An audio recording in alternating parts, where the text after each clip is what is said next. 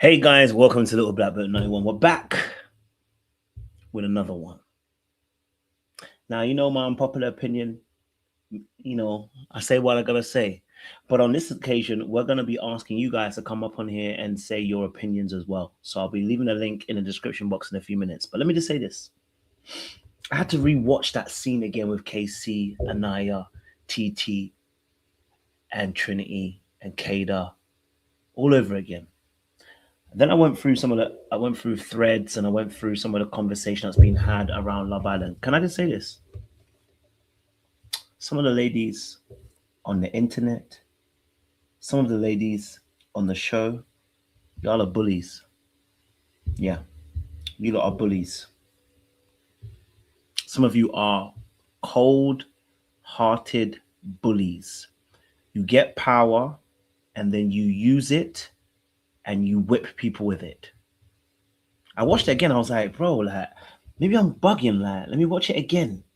And I was watching it again, and I'm seeing the comments. Now I see what's happening with Titi. Okay, the first thing that the ladies are gonna do, they told us, is they're gonna vote Titi out because she got behind a man. I want to tell you this now, me personally, my personal perspective. I don't care if I've known you for a day, 3 days, 5 years. I don't like pylons. I don't like people being disrespected, especially when they haven't done anything necessarily to be this level of disrespected. So if I see that my girl is getting piled on by the dudes, right, as a reverse situation, you know what I'm going to do? I don't care if they didn't speak to me or not. I'm going to jump in. And I'm going to tell them to pipe the frick down. If you want to talk to her, I don't care if you've known her for longer than I have, you talk to me. Yeah? Because men talk to men and women talk to the women. If I see that my girl couldn't be able to respond accordingly because she's been overspoken, interrupted, railroaded, you know what I'm going to do? I'm going to speak up. That's just my character. That's just who I am. I'm not going to let you just get away with it and say whatever you want. Do you know what I'm also going to do? If you've been insulting my girl for the last few minutes in that conversation, you think I'm going to take it lightly? Do you think I'm not going to say something? Or I'm definitely going to say something. I don't care that money's on the line. Here's the difference between myself and I think a lot of people in the audience and a lot of people on that show is that you're not authentic. You care about money too much. This situation, it shows me people who are sheep and who are goats. At that moment, I don't give a heck about fitting into that group and I don't care about money. That's why I can rock with Titi. Now listen, Titi got her own little bit of craziness. I ain't gonna hold you, okay? I already said about Titi a little bit of craziness. But one thing I can respect is somebody that backs something authentically. You know what I'm saying to you? I'm seeing comments like, oh, what's Titi going to do now? She's going to have to go back into the villa with all the girls. She played herself. Why are we annoyed about the fact that the woman decided to defend the man that she had chosen, or the man that had chosen her to be on the show? Why? Why is it that we are comfortable that the man that she was with was being verbally tiraded and abused? I'm going to use that word now because it was a verbal abusive tirade by the ladies. There was insults, there was belittling. There were words that were pointed at to try and embarrass him because of how they felt. And you think the person who likes him is just going to shut up and not say anything?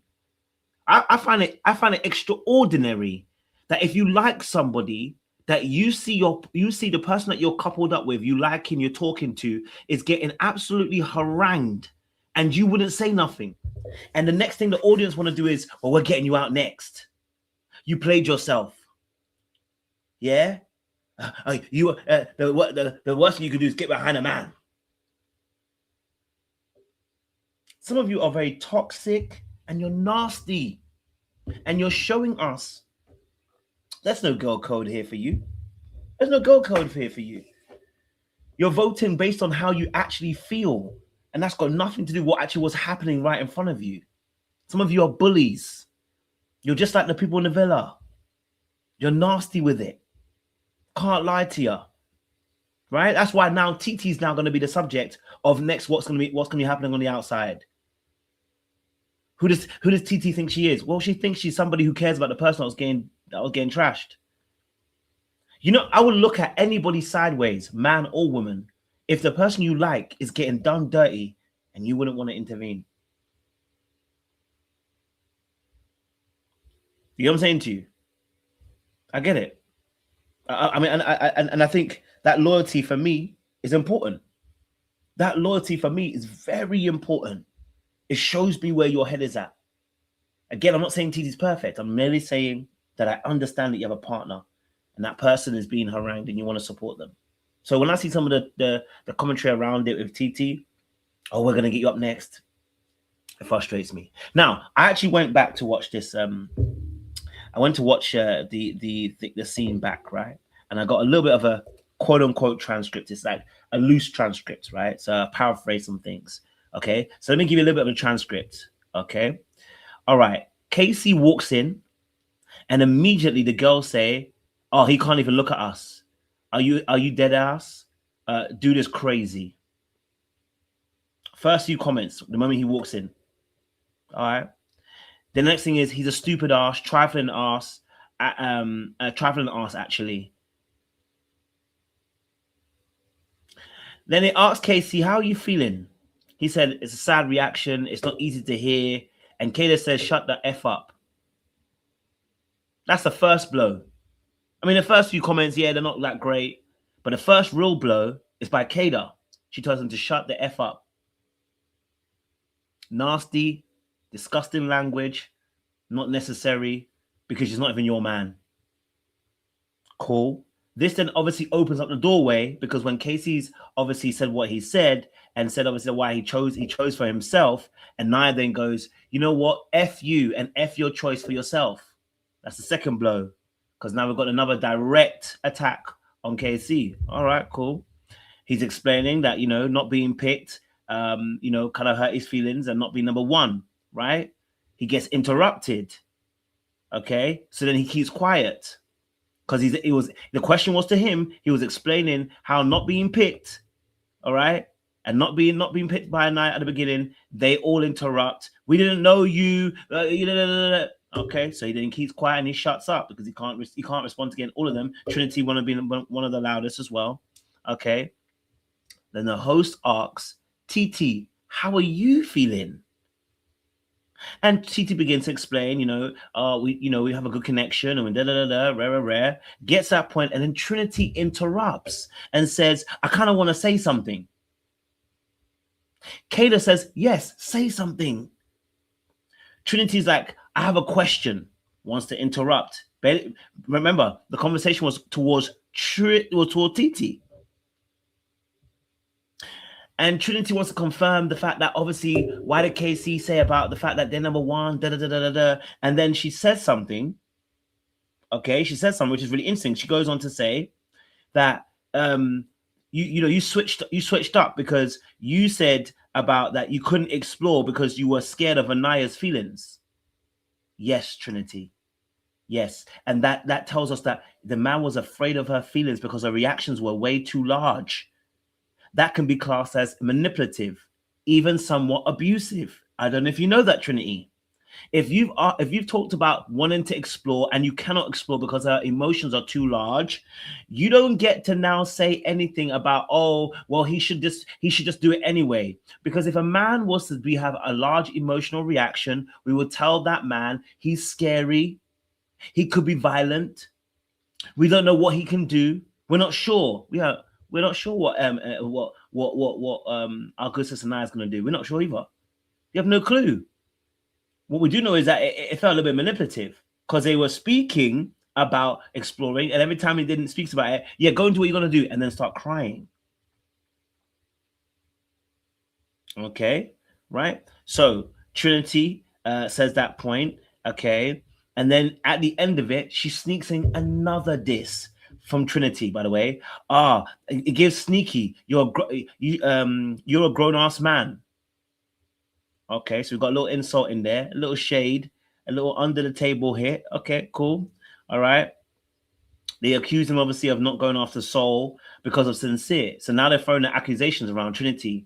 Oh, you didn't go after to Soul because of Sincere. That's irrelevant. Okay, cool. He says no. There are multiple bombshells.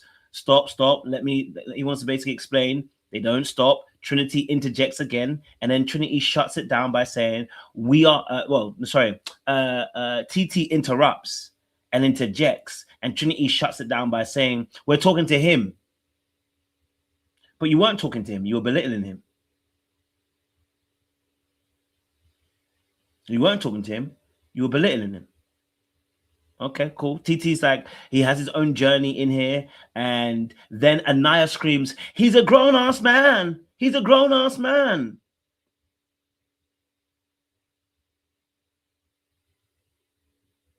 Said it twice.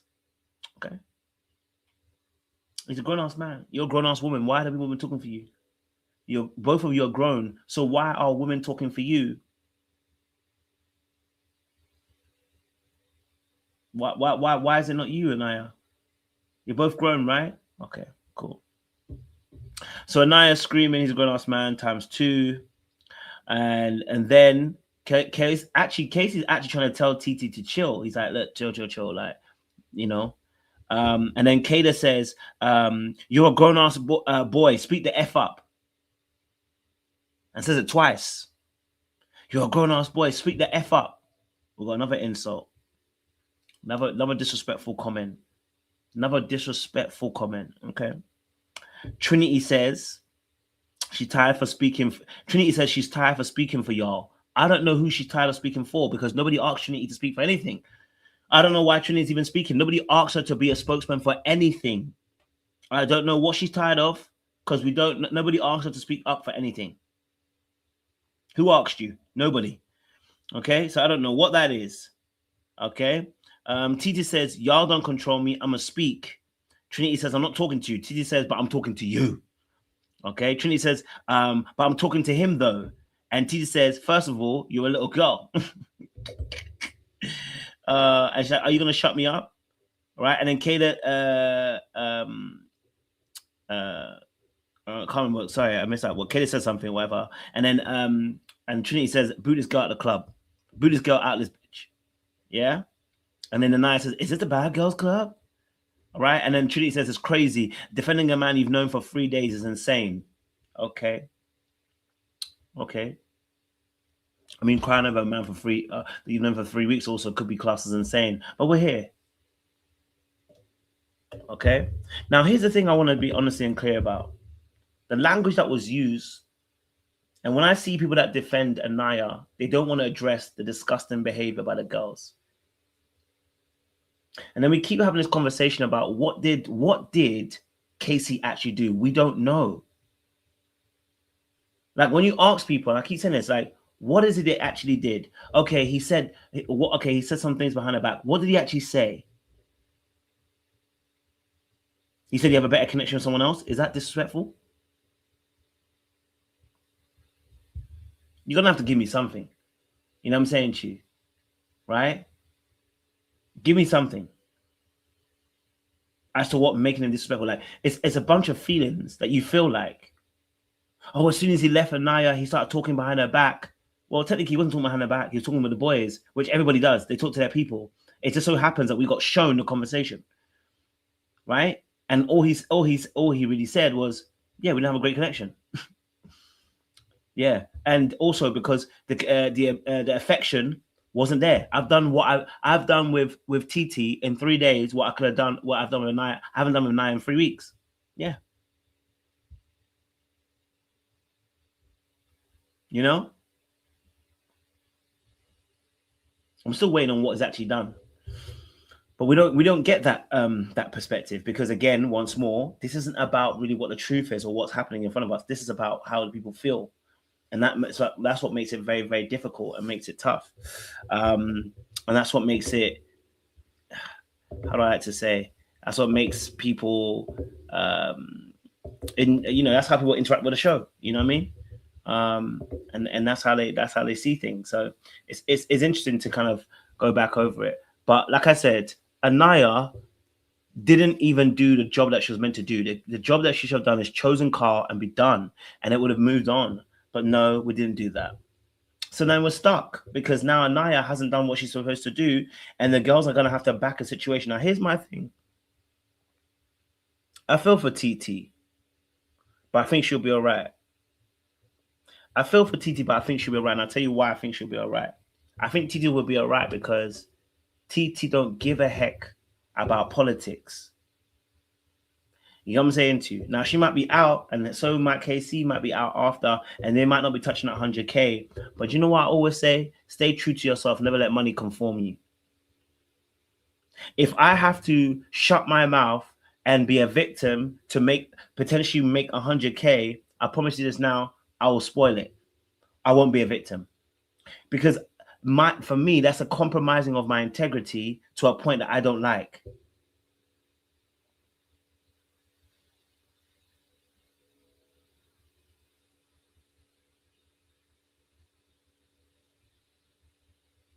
All right?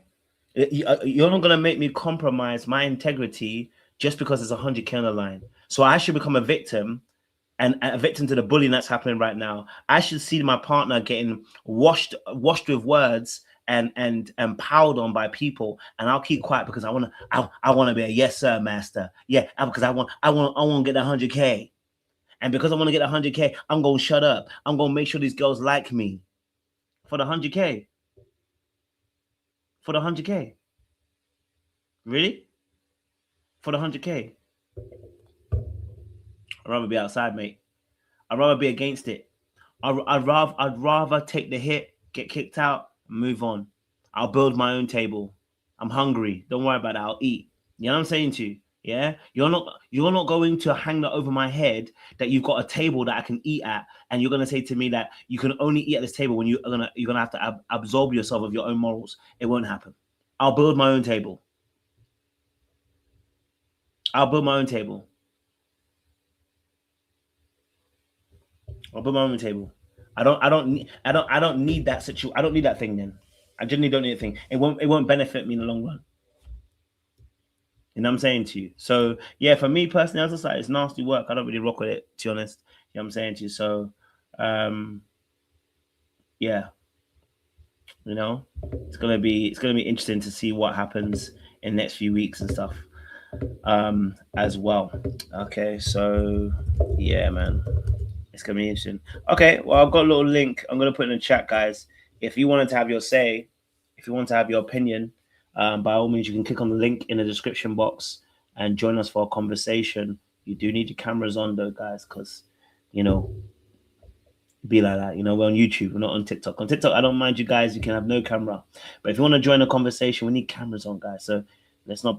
I don't care if you're on a bonnet or whatever you're in. We don't mind. Okay, come as you are, but we need some cameras on. All right. So if you want to join the panel, have your say, click on the link, join in, have your say on this conversation as well. Okay, as in this place. Now, I think it's interesting because the conversations that are being had around the KC Anaya situation as well. I just think to myself that moment, I think Anaya changes her mind last minute. I think she changed her mind last minute. Like, I can't lie, because as well, also she was like, after Casey didn't pick her, she was like, I should have picked Carl. And I'm in my head, I'm like, I feel like you changed your mind last minute. If I'm honest with you, I feel like you changed your mind based upon what you saw Melanie do, and then last minute you're thinking to yourself, I'm just gonna go for it and see what happens. I don't think that was her original answer from the beginning. I think she would have gone with the Carl situation, but I think she just got there at the podium, last minute, adrenaline rush, and then it's like a last minute kind of like change your mind around. It's like, when I saw that, I was like, okay, but I think she changed the last minute. And I honestly, I feel like for Anaya, she needs to develop her own identity outside of people and learn, and learn. Okay.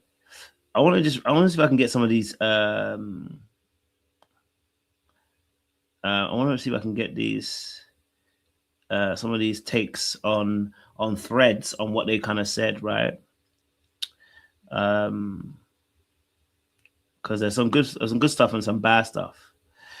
And this is important. Okay, cool. Let's see this one. So someone put here, in my opinion, the men who came through the villa and seemed like husband material were Sean and Carl. Both of them were after Anaya. I think that says a lot. Now, good sis, how do you know that Sean or Carl are husband material? And if Sean wanted Anaya, why didn't he go after Anaya? If he wanted Anaya, he could have gone for her. He was there, right? These are the kind of things I'm talking about. Yeah? Okay. Someone said, dare I say, Carl probably respected Anaya even more for choosing KC because he recognized that she valued what they built together and wasn't so quick to switch up after only knowing him for 3 days, but still felt horrible that Casey didn't reciprocate those same feelings for her.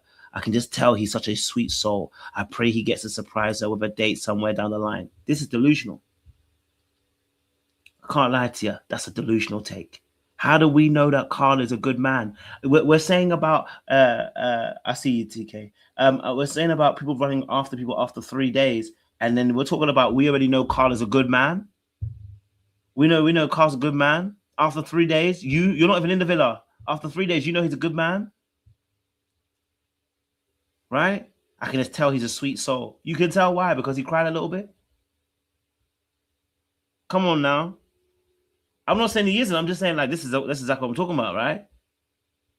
This is what we mean. You know? So yeah.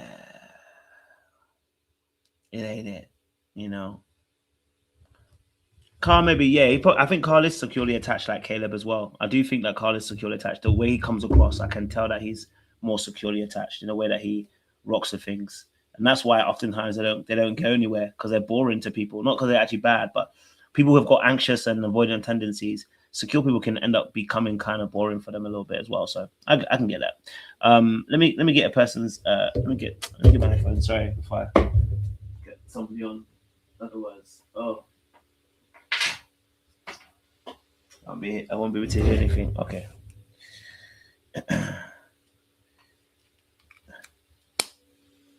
Yeah, you can spot them. Usually they come across as quite boring, very secure, very normal. They don't have the excitement. And there's nothing wrong with that, to be honest. I ain't gonna hold you. There's nothing wrong with it at all. It's just that they don't have that same excitement the way that other people do. You know? Okay. Hello, hello. Hello, Kojo. Yo. Oh my gosh. It's only two people I like to watch because you really take your feelings out of this and you understand that the bigger plot to this. Mm, My biggest issue or the biggest concern I have is the TT hate and the Trinity hate and the mm. Anaya hate. All the hate. This is All the supposed to hate. be fun to watch. I started watching the show because I had so much fun watching this. But I really want to get into Trinity and TT. That wasn't Trinity's business. It had nothing to do with Trinity. And Trinity started it. She called her a baby. She's like, "I'm not talking to you, baby.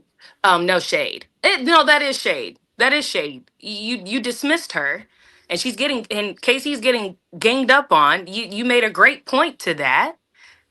I just don't get it. And Anaya following them behind there, and that's why TT called Trinity a little girl because Trinity started it.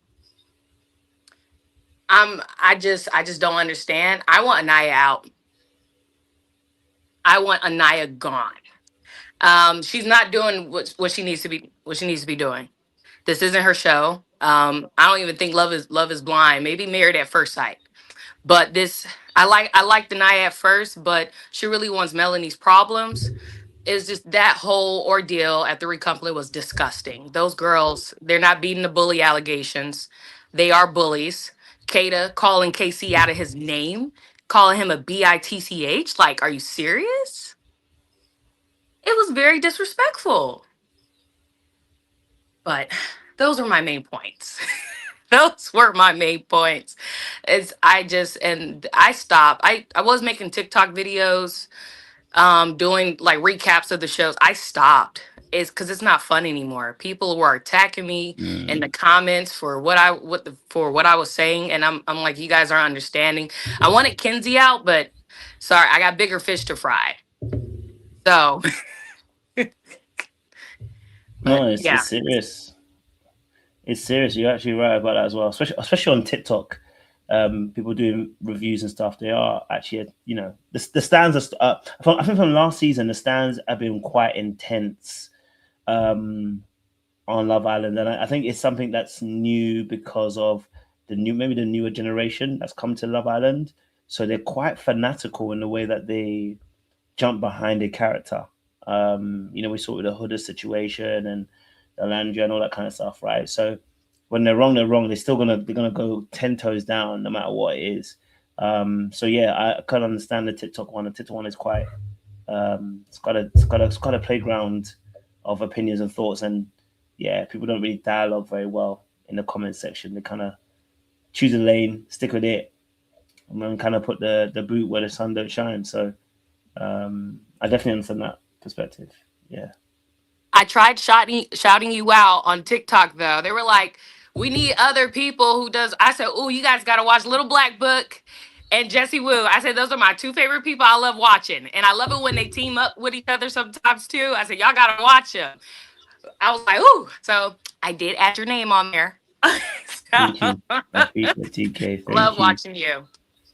Thank you. I appreciate it. Any other thoughts before we move to the next person? Any other thoughts? My final thoughts would be that I think Trinity and Bryce definitely planned the yellow. Yeah, I don't Mm, think they're not connecting like that. I'm because they have days off to where they're not filming. Hey, we're gonna wear yellow when we get back from Casa. I really think that was planned. It was cute though. It was really cute. My strongest couple, I think, is Trinity and Bryce. So, but other than that, and Kinsey is gonna get her feelings hurt with Jen. I don't know, their friendship's going down the drain, but Melanie, I'm done with Melanie, but I did vote Corey and Amora. Those are my I want mess. I want drama. I want the show to be what I want to watch it for, not all the hate and these parasocial relationships. But that's it. And I appreciate you giving me an opportunity to speak on your yeah. channel. Thank you, TK. I appreciate it. And good thoughts as well. Appreciate it. Thank you. Thank you. No worries. All right. Yeah, so listen, guys, if you want to join the conversation, you want to have your say, I put a link in the chat, but I'll put it in here again so you can jump in as well. Yeah, I think I saw somewhere that the production got involved in the clothing yesterday as well. So I mean, yesterday's episode. So that's probably why people are matching the way they are. I think the production got involved. But yeah, no, it's again, it's interesting. Like I think with this these conversations because, like I said, the fans the last two seasons are very intense, very intense. Like they are honestly kind of scary. You know what I mean? And it's scary because some of them are scarily wrong, and that's what makes it even more scary. And they cannot see the fog through the trees, or there's no nuance to a conversation. You know, and it's like you realize that people are just jumping to get behind people because they've got a fan favorite, but not necessarily recognizing what's going on. And it's like we did the same thing with Huda last season. You saw people getting behind Huda, but they weren't looking at her actual behavior. So it's like this becomes a bigger problem because you're not actually paying attention to what they're actually doing. But because you like them, you're ignoring the bull crap. And it's like, come on, guys, like let's not ignore the bull crap. You know what I'm saying, Chu? In that space. Makeup and Mimosa says she was in a delusional place. You were in a delusional place yesterday. Well, come and give us your delusion, Makeup Mimosa. The link is in the chat. Join the conversation. Come have your say. I'll put a link in the chat. Come have your say. Let's hear your delusion. We want to hear your delusion. Put a link in the chat for you. There you go. Come and tell us your delusion that you have. You know what I mean? We love to hear it. But yeah, no, it's definitely some wild things in there as well. In fact, let me even read a few more. Let me read a few more. Let me read a few more. Um, yeah. Someone said, okay, so someone said, Casey's saying she comes from a good family, she has resources, she'll be fine, was him believing she will be dumped from the island. He thought he hit checkmate. That's why it's going to be a glorious when when she stays. Does anyone else think that maybe, just maybe, Anaya chose Casey so he doesn't feel like he wasn't being chosen? Since he's always thrown it in her face that he didn't have anyone behind his door, I understand the fact that you have to be selfish about your experience, but I do feel like he made her feel guilty for not choosing him in the beginning. Okay.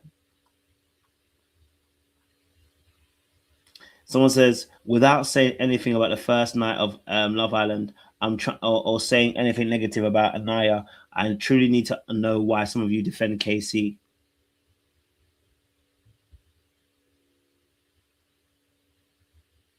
Okay. Someone put here, look, Casey's a true definition of a narcissist. If the door was really such a huge issue, then why did he spend all that time reassuring her that he was happy where she was? Where he was. He gave her false hope, led her on, and never communicated that the door mattered this much. Then, when it came to time to choose, it felt like he punished her for not standing at the door. In addition to the degrading things he said about her in Casa, confirmed actually he didn't like her. That's not honesty, that's misleading. You know, they still didn't tell you what he actually said. That's misleading. They still didn't say what they said. That's misleading. You know the ones there. They still ain't told you. They ain't let you know what it is. You get what I'm saying to you? I'm confused. Hmm?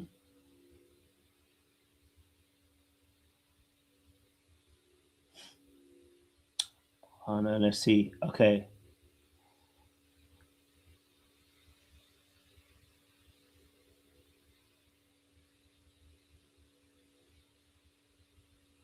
Let's see. Um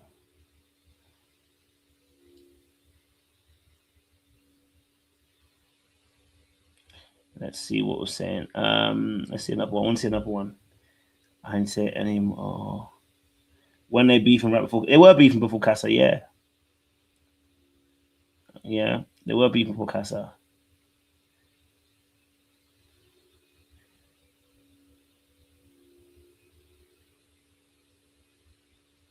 Someone said, and another thing, y'all keep saying the Casa girls shouldn't have inserted themselves. I see you make up a mimosa. I'm gonna bring you up.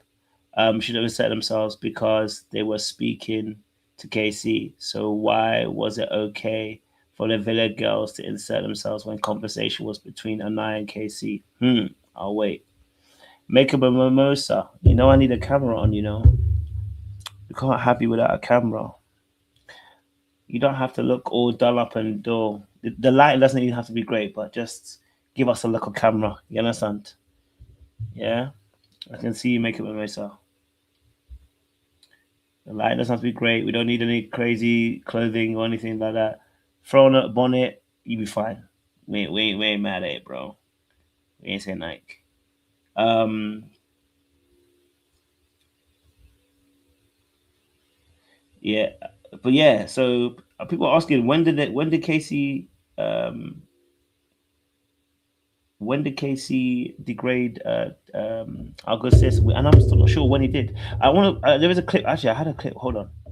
Let me play this clip. I think it's a clip. Let me see.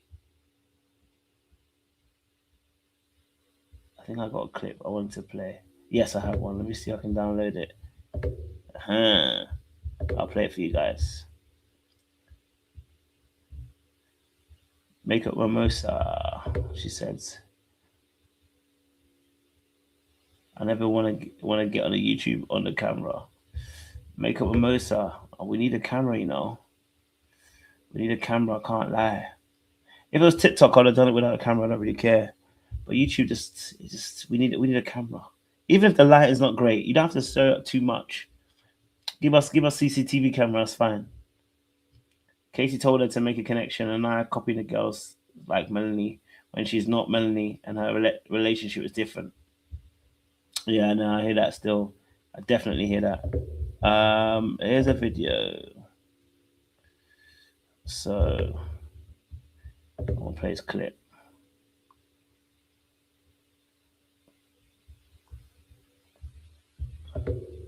Some of the discourse around Love Island is a reflection of the literacy crisis. In school, it looks like the prompt asking, explain how the author was feeling. The text will say, and then he smiled as tears rolled down his face, realizing this would be the last time things will ever be as they were. And they will literally write, he was happy, citing because he smiled. Ariana will ask Casey how he's feeling. He'll say, it's tough, it's hard. They'll make their little comments. He said, I did this for me. This is about me. I poured into you a lot, time and time again. I've chosen you. Even from the first day when nobody picked me. Let's not forget that part. And they will literally say, see, his ego still bruised from the first day. Missing that the issue is there was no reciprocity.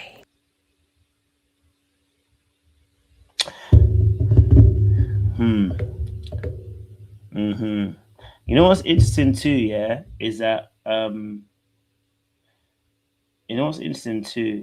we are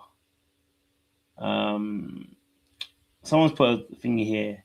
I feel like Trinity was just standing up for her friends, and I don't put that on her. So they're quoting what Carl said. I think he said this on the After Sun or whatever, and he's like, I feel like Trinity was just standing up for her friend, and like I don't put that on her. This is why Carl. And then someone said, this is why Carl is the best Casa guy. See, when I see stuff like this, I already know you're not gonna punk me out of my position, bro. And I've noticed this as well. Both men and women do this, by the way. So it's not only women. But when people start heralding someone to compare them to someone, I already know that comparison is about to be a failure. That you're not actually paying attention. We now want to make Carl the greatest guy on earth, but your girl didn't pick the greatest guy on earth.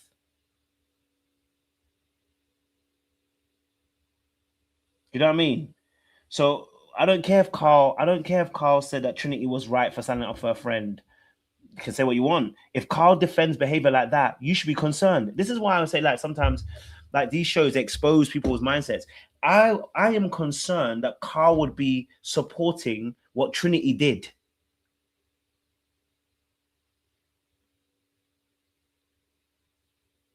You know what I mean? I would be concerned about the fact that you think Carl is the white knight because he thinks that what Trinity did was cool and she's standing up for her friend. The revisionist history would be concerning to me as to who he actually is. Okay.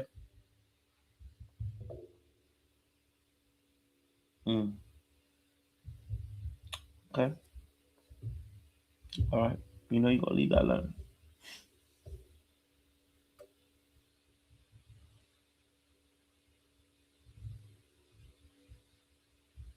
Okay. Let me see. See what you saying. Where's Sean at? If we're watching the Arsenal, isn't it? What are you saying, Seaway?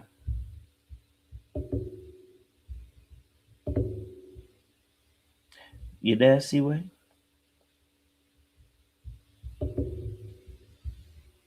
I think I'll bring her on when she's ready. She'll message me in the background. My bad. I think I brought her before too early. Someone said Trinity should have stayed silent. There should have been only 3 folks chiming in. ABC. Yeah, I agree. I definitely agree that.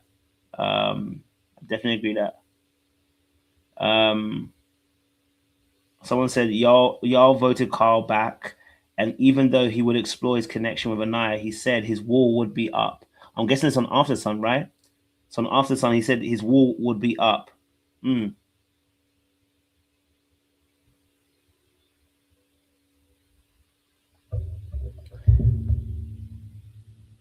Yeah, I hear that. Anaya had every piece of evidence that Casey was not going to choose her. I agree, but she decided to choose him for some reason. She thought that was the best choice for her. Yeah, the After Sun. I haven't got it live, so I can't watch it. Yeah, Carl's got a whole fan base. Absolutely. And it usually happens when a black man is the antithesis of what that person is. So Carl becomes an antithesis of what the black man is. It's like he's going to be used as a prop and a stick to beat KC. Right? Carl is now going to be used as a measuring stick for all black men. I'm telling you now, this is what usually happens. You know? And so yeah.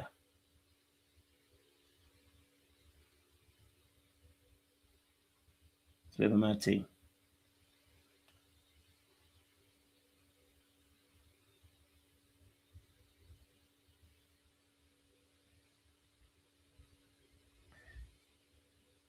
The Swirler Army, yeah, man. They're gonna make it a massive issue about how great he is. They're already doing it now. He's husband material. He's just so mature. Like, yes, Carl is giving, all that kind of chat, the nonsense was, without really fully looking at the whole situation. But, you know, who am I? Well, who am I? You know?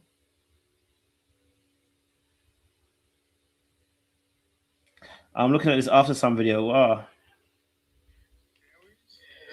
She's good. It's normal. Relax. If you want to kiss someone right now, do it.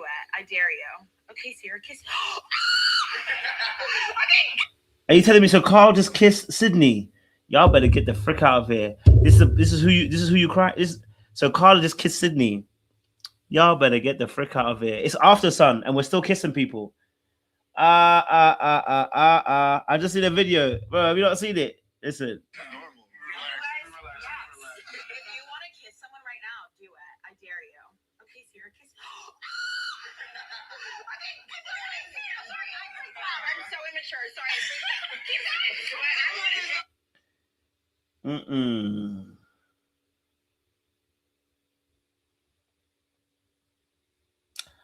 I ain't gonna hold you.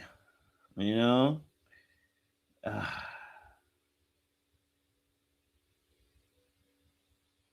That's crazy. I ain't gonna hold you. Yeah, it's tight. I ain't gonna hold you. Any other people's thoughts? Listen, if you want to come up, share your thoughts. Otherwise, I'm gonna go to bed in a minute or two. You get me? Man needs to rest for the coming days. You know what I mean?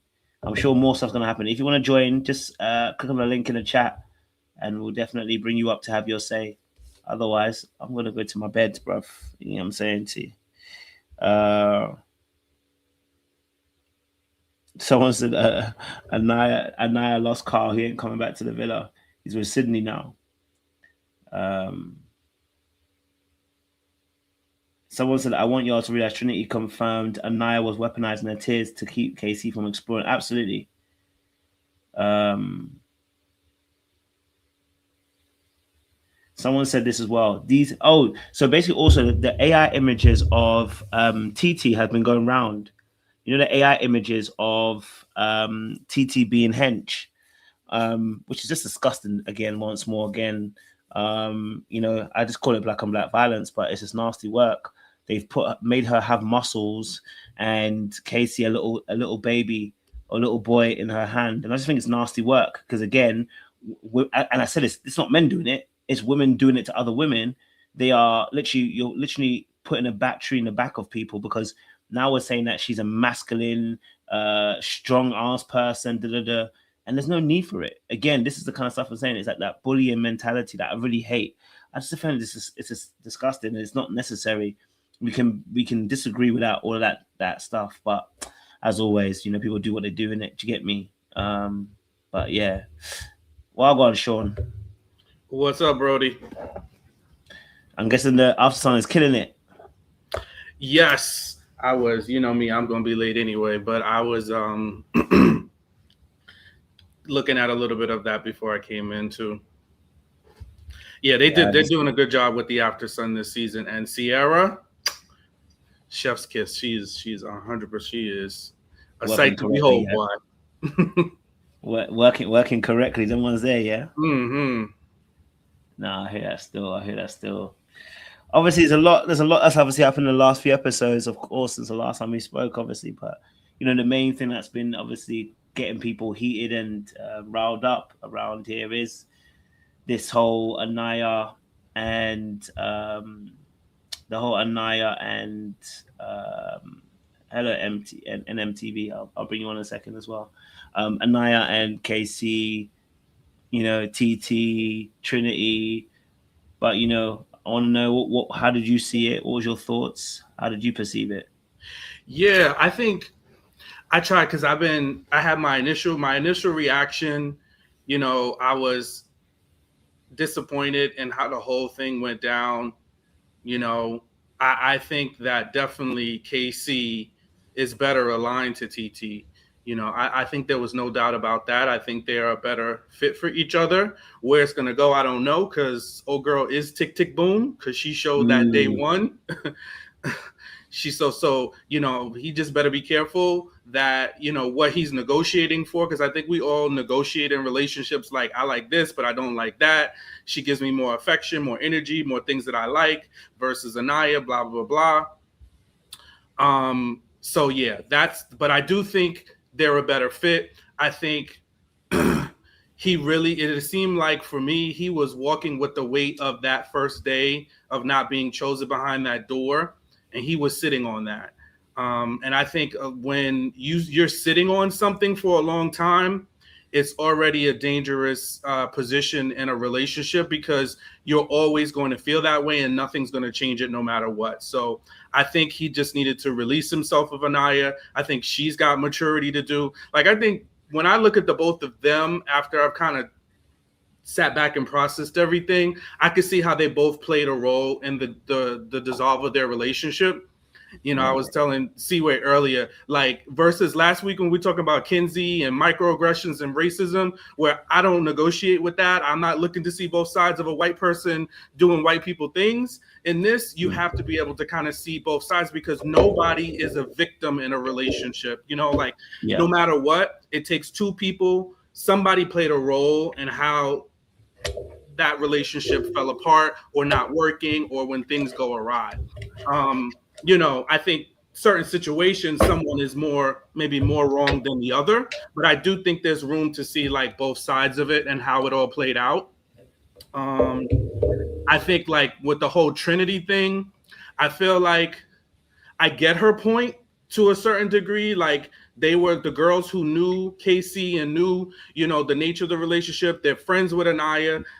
They knew the whole thing. So they wanted to address him, in that moment and say, hey, how could you do this to our girl? So I get that part. The other part, obviously, 4 people shouting at one person, it's just never going to fly. It's always going to look like a gang up, no matter what. Even if you feel like you're valid in the way that you feel, I think like that's just never going to work. I understand Titi wanting to step in, but I also think after she made the first couple of comments, like, because even Parmita let a few off to try to defend Corbin. But then she just let it die, and I think that's where I wish TT would have went with it, was just, say what you got to say, and then just let it die. You don't have to keep going. You don't have to call her a little girl, like it just amped it up a few notches where I wish she would have just been like, you know what? I think y'all need to just talk to him one-on-one, let him express himself. He chose me, I deserve a chance. You know what I'm saying? Like, I think that could have, just better worked out. I hated to see them two up there fighting, 2 beautiful Black women up there fighting for something that they really shouldn't be, should have just really stayed between Anaya and KC. 100, definitely feeling that as well. So yeah, I definitely hear what you're saying, and definitely TT could have chosen a better way to do it as well. So I get that as well. I can rock with that. NMTV, welcome. What's your thoughts on this KC, TT, Anaya situation, Trinity? How did you see it? Man, it was very crazy. The whole time I was just like gasping, like, oh my God, like it was just a very interesting episode. I actually disagree with Sean about him saying that Titi did a little bit too much by like the chiming in all the time when Casey was meant to speak. Because if you look back at the situation, all the girls were chiming in on other people's situations, regardless of the Ariana directing questions towards the couple or the previous couple. So I think it was already put. The situation was basically like a discussion conversation type thing. So I feel like TT back in KC was okay because everyone kind of set the stage for that to already happen. So I didn't think she was doing too much. I just feel like maybe the comment was rude, but I think she believes that like none of those girls can take conflict to the level she can take it. So I think when she told Trinity like chill out, your little girl, means like you don't want me to take it there with you. So yeah, I think it's just like they kind of also sabotaged themselves because they're definitely the next couple out of there. I don't see how he's gonna survive, him and TT. Yeah, because even like if you think about it, I don't know if I can have conversations with someone after being cussed out to that extent. Like even in my personal life, I would just move on and we wouldn't have any conversations after that. So it's gonna be really tough for KC. I want to see how he navigates, even with the boys. Like now he knows Bryce, and Bryce ain't really his friend and is doing a lot of talking behind his back. So very curious to see how that works. No, definitely, definitely think that's going to be intriguing, especially how he will go about the friendships now from here on out. Because, like I said, just with some of the ladies and with the dudes, that definitely is going to affect your relationship with people. I think you just got almost kind of play that. You almost got to play a. You've almost got to play like a. All right, cool, in it is what it is kind of situation now. Like, do you know what I mean? And just kind of almost pretend that you kind of just to get by, but really and truly, you're never gonna forget the fact that people cuss you out your name. Like it's never gonna be a case where you're not gonna remember that. So definitely hear you on that as well. See where you there? I am. Good evening. Good evening. Evening. Good evening. What do I think? You know what? I gotta say, I'm always uncomfortable when there's so many women that disagree with me, and like I'm split with women because I'm just a girl's girl like that. But I gotta say, not all women, but I I've been kind of breaking away from some of people's takes on this whole thing with the KC and Anaya situation.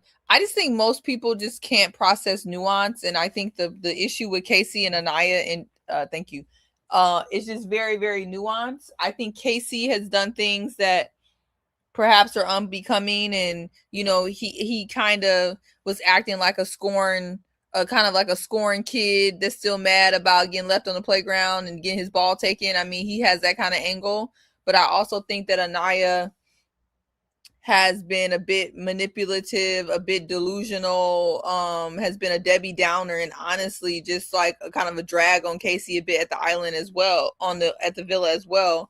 And I think he was kind of drained by her. I also think that Casey has been a bit performative in his affirmations and his, power to the people, Black Queen forever, Snow Bunnies never, affirmations. I think he did a lot of that, to be performative.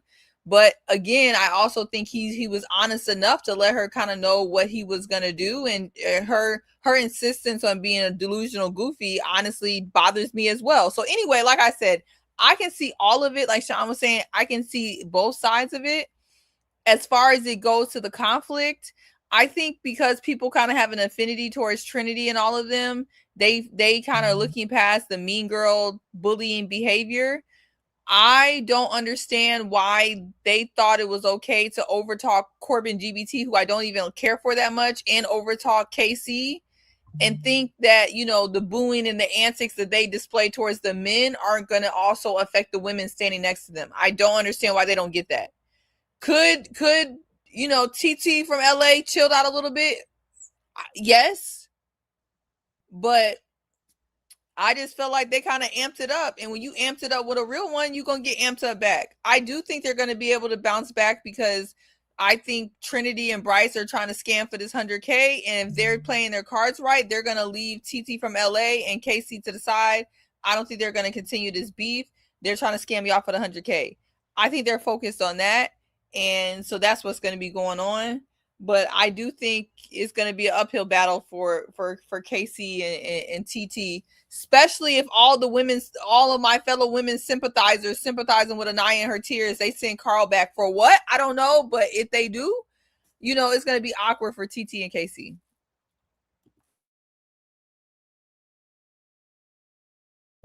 Heard you loud and clear. Definitely hear you. Sean, do you have any more thoughts on that situation and what was going on? I don't know if After Sun said anything else, but yeah. Yeah, I didn't get to watch the full thing because I was in and out. I did hear Carl, you know, they kind of presented them with the, you know, how would you feel about coming back?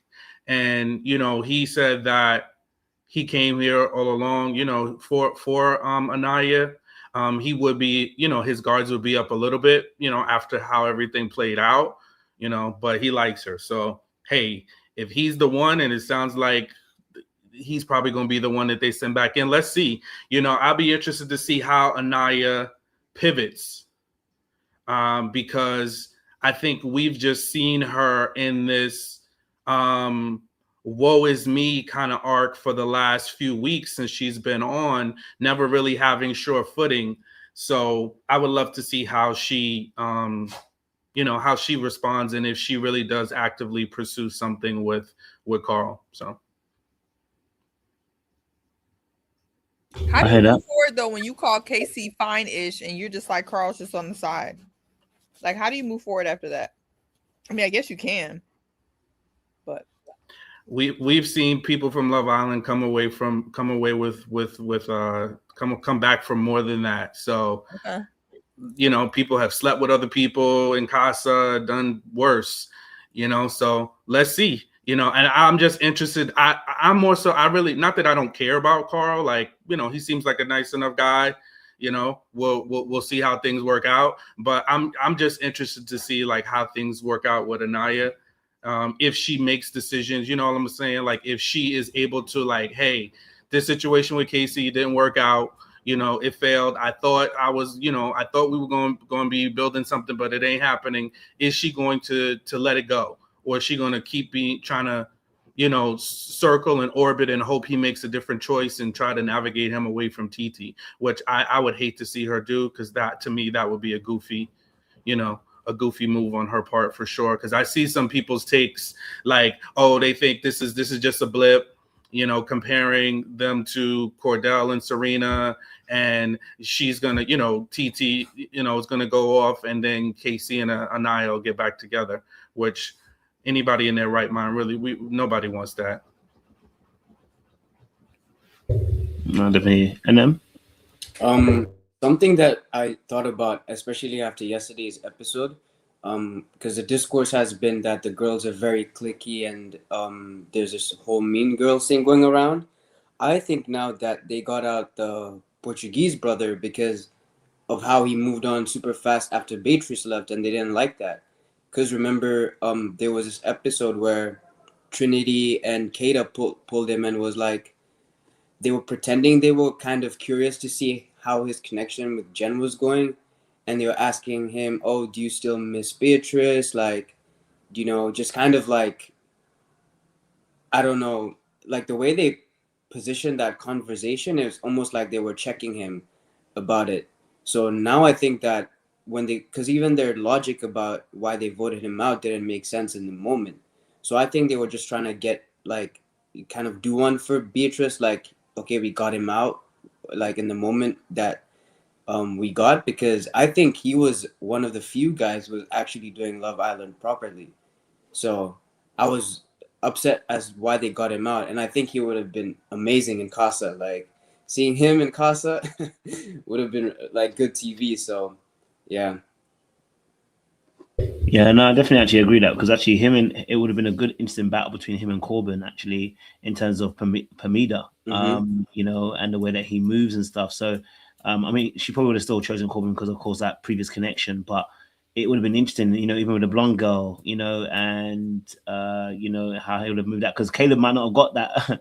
Caleb wouldn't even be there. And I guess it would have been him. So, you know, so yeah, it would have been interesting to see if he was still in there and what would have happened in that space, but.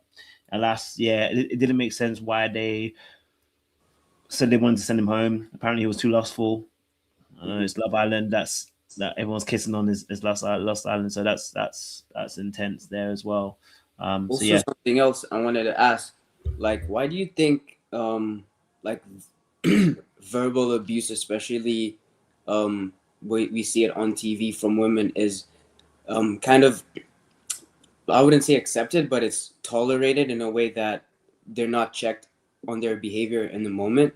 Why do you think that's the case? Because even Casey, I don't know why Casey or Corbin was like, don't talk to me like that, or kind of give any pushback at that. What are your thoughts on that? I think I won't take too long because I'll let someone else answer. But I think for me personally, the reason why it doesn't is because we don't often see. I wouldn't say that. Like, I mean, it happened even last year with Huda and Jeremiah, and I called that out early, and it took a long time for people to catch up. I just think to myself that people just think sometimes the audience that are watching, a lot of people are not used to seeing women in that position. They're used to seeing the men in that position. So it's kind of hard to kind of wrap your head around seeing it reversed. Do you know what I mean? You're not expecting it to be that way around. So sometimes it's like, and there's always, and if you notice, if there is something like that, then there's always a reason. The man did something to get to that position, right? So it's like, then there's an outing, which is like, oh, the man has to, if the man does something, then we can cover it. So usually there's a reason as to why the woman does that. So that's why it makes it a bit more easier for it to pass by. Also, the show is predominantly for predominantly for women. So it's that also too. There's a case of like not seeing things in the same way that maybe a man would see things. You know what I'm saying to you? You know, in that space, because yesterday was verbally abusive. It was the continual grow up, be a man, that kind of stuff. You're stupid. You know what I mean? Like you're effing shut up, all that kind of stuff. Very, very direct. Even Anaya herself told me to F you. A lot of this language,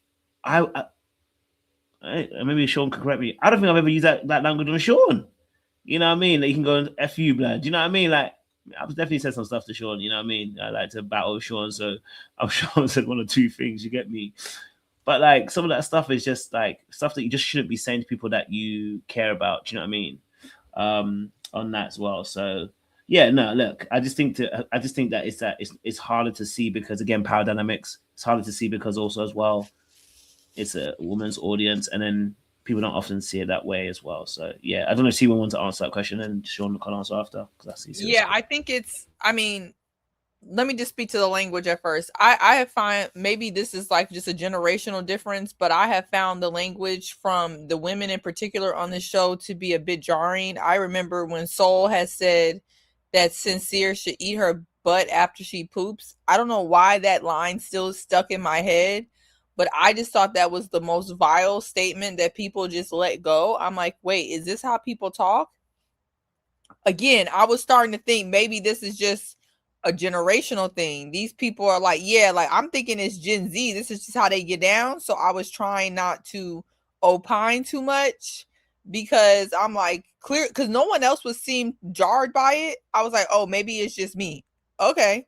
But I do think women, we do get away with talking a little bit crazier because it's kind of like how like a Chihuahua or Yorkie gets away with nibbling and biting because it's like the force behind it, you know, it's not there. But then again, it's the same thing. You can't let a Chihuahua or Yorkie go too much because they still could cut you if you let them go too far. And I think it's kind of the situation where, yeah, women, we get away with, you know, getting stuff off our chest because the harm, we can't do as much harm. But I think when you get to the point like we saw yesterday, that was bullying. It was 3-on-1, 4-on-1. Did Corbin really give a F? No. But I don't think it affected him whatsoever, but I do think it did get to KC a little bit, you know, to a degree. And so I don't like to do the, you know, comparison game, but I definitely feel like I don't like that they did a little bit too much.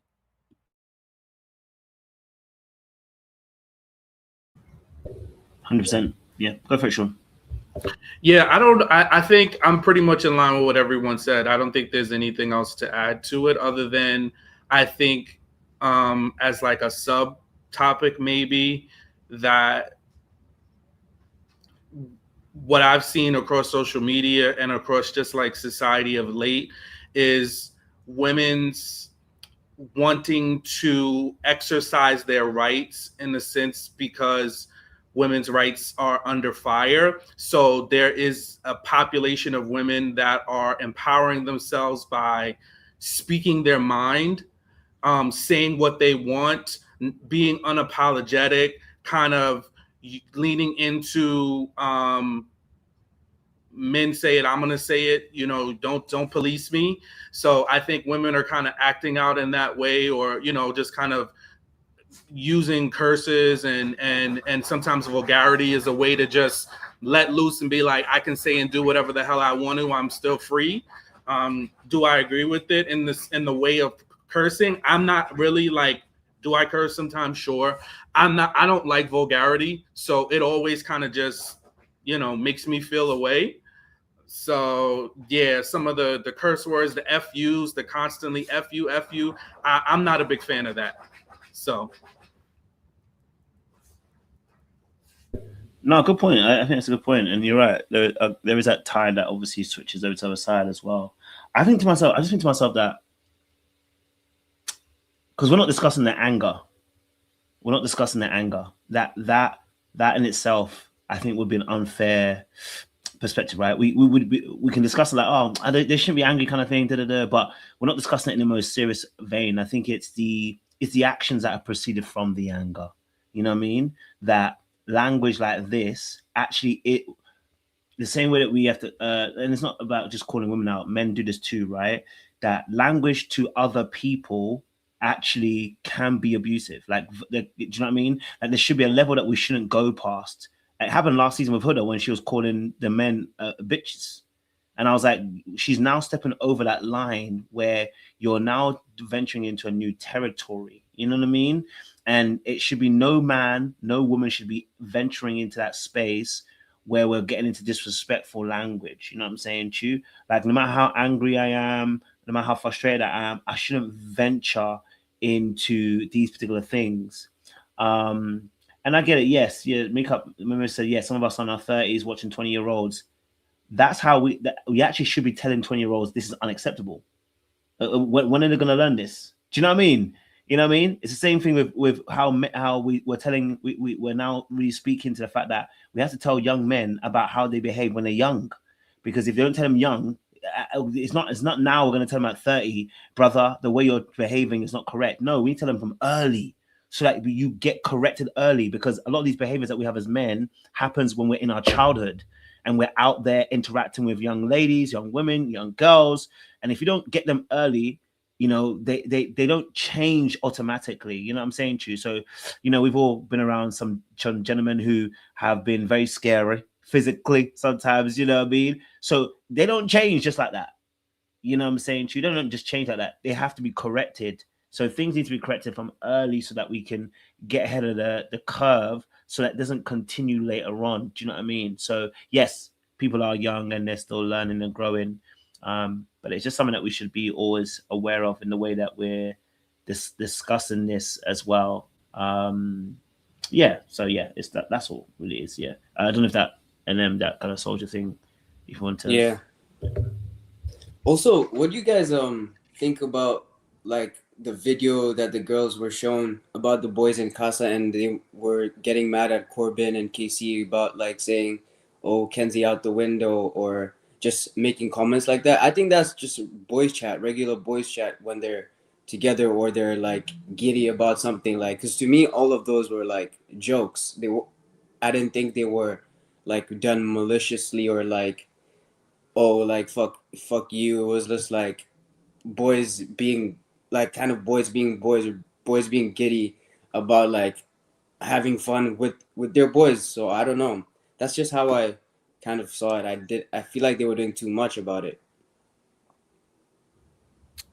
Well, all I can say is I think a lot of the stuff that was said, especially as it relates to Corbin, was a character issue.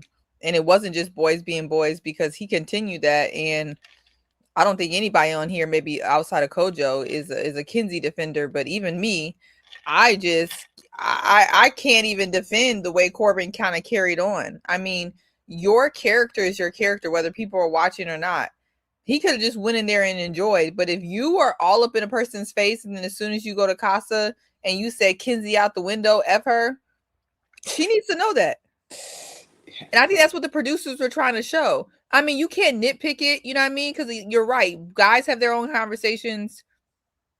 Girls have their own conversations. But if any human, take a gender out of it, as soon as they got to another room, was like, F you, I ain't really effing with you, shoot you out the window, wouldn't you want to know? That's not a boys talk. I don't think that's how you would interpret it. That's not a girls talk. You know, that's just like, that's just kind of like foul to me, you know? Like, enjoying the challenge, enjoying it, doing whatever, but clearly he even told anybody who would listen, he ain't effing with Kinsey, he ain't thinking about Kinsey.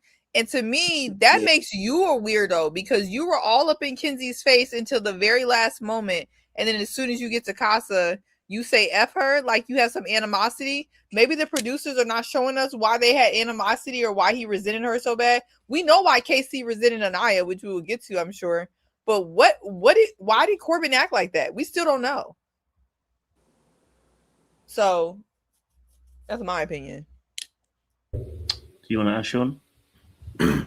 Yeah, I would say the boys will be boys locker room narrative is a dangerous slope, because it opens the door for behavior and action, and it excuses the things, just as you were talking about Kojo earlier. Like, there's things that need to be nipped in the bud. And last night I was on IB Chillin's channel, and I had kind of expressed that, because a lot of people are pushing back against the red cell narrative that's getting thrown at KC and a lot of the hate that's coming his way, which I believe is extreme.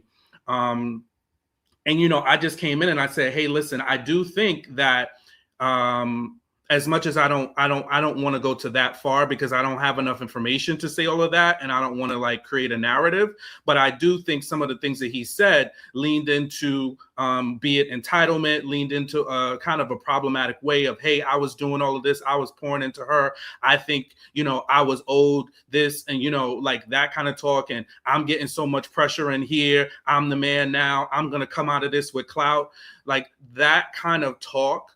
Yes, do guys have it? But yes, is it also problematic and can lean into us excusing away some of the behaviors and exercising things that we shouldn't be doing? And I think it needs to be checked, especially in the younger generation, so that it doesn't build, because women can be harmed by that. And not that he did harm her, but it could be harmful. And it is not necessarily the way you want to think about. You pour into a woman, or you say positive things, or you build her up in order to get something out of it. If you're doing something kind, it should be, I want to do that because I enjoy making this person happy, or I know that pleases them, so I want to do that. And in turn, I want them to do the same with me. But not, I do this. It should never be a quid pro quo.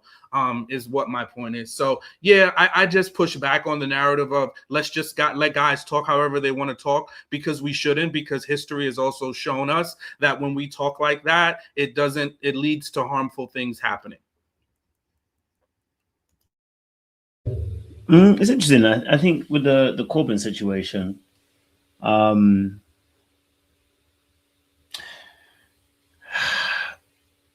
it's problematic because it's said and it's caught. I'm sorry, both men and women talk like this. This is a game. And so both men and women actually talk like this. That was my only issue with this, was that they don't, if they're going to do that, you got to be consistent. You got to show everybody's little intimate moments, right? Now, I want to be honest with you. Corbin is like this anyway. We already knew Corbin's going to do what he's going to do. He don't like Kenzie like that. So I understood why they had to out him a little bit and, you know, get Kenzie out of there. You know what I'm saying to you? But this is Love Island. And nothing that people are doing here is actually healthy. A lot of behavior is manipulative. Right? It's actually, a lot of the behaviors by both sets of people is manipulative. The things that they do, the things that they say, how they handle each other, how do they even handle other people within their own gender group is manipulative. So when Corbin's obviously saying, you know, that he's going to get to Casa and he's done with her and he's moving on. Yeah, I understand it. You know why? Because you're not locked off. He didn't cheat. He didn't step out of the situation. This comes back to what healthy dynamics look like. This show is not promoting healthy dynamics, but within this diaphragm, within the dire situation, right? The problem that we have is that there's no actual verbal contract here. So when you get into a relationship with somebody, you tell them, I want to be in a relationship with you. That's a verbal contract. You don't write it down, you verbalize it. And then everybody adheres to a verbal contract. With this situation, there's a gray area. The manipulation is, what do I do in the gray area? Now, somebody who's more integrous will be like, you know what, there's a gray area, but I'm not going to do anything because my character says I'm not going to do someone dirty in that space, right? So Corbin is not going to be integrous. He's going to take advantage of that gray area, and then he's going to do whatever pleases him in that moment because it doesn't count. He never cheated. He didn't step out. We weren't together. We haven't said we're closed off. We haven't said we're exclusive. He's taking advantage of it. Him jumping ship to another girl really, really quickly, I'll be honest with you, it's Love Island. It's Love Island. You know what I'm saying to you? Him saying that he didn't have much in common with her, it's Love Island. A lot of people on the show are not being honest about their actual connections. Half these people, I don't believe any of their connections. The problem is that he spoke it out loud. For instance, I don't believe in Trinity and Bryce. But they're not going to come out and say, I'm playing a game. Or they're not going to come out and say that if we did, then we have to crucify them the same way. The problem with what Corbin did is that he said it out loud. And that is the difficulty of this show and the difficulty of life, that saying something out obviously is actually more scarier for people than it is than actually just doing it. You know what I'm saying to you? If I tell you I'm going to manipulate you right now, somebody will look at me like, oh, I must be a psychopath. But if I just manipulate you, it's like, well, he's a manipulator, he's a liar, da-da-da-da. Everyone can work with that. But if I tell you, and it's like, I'm a psychopath.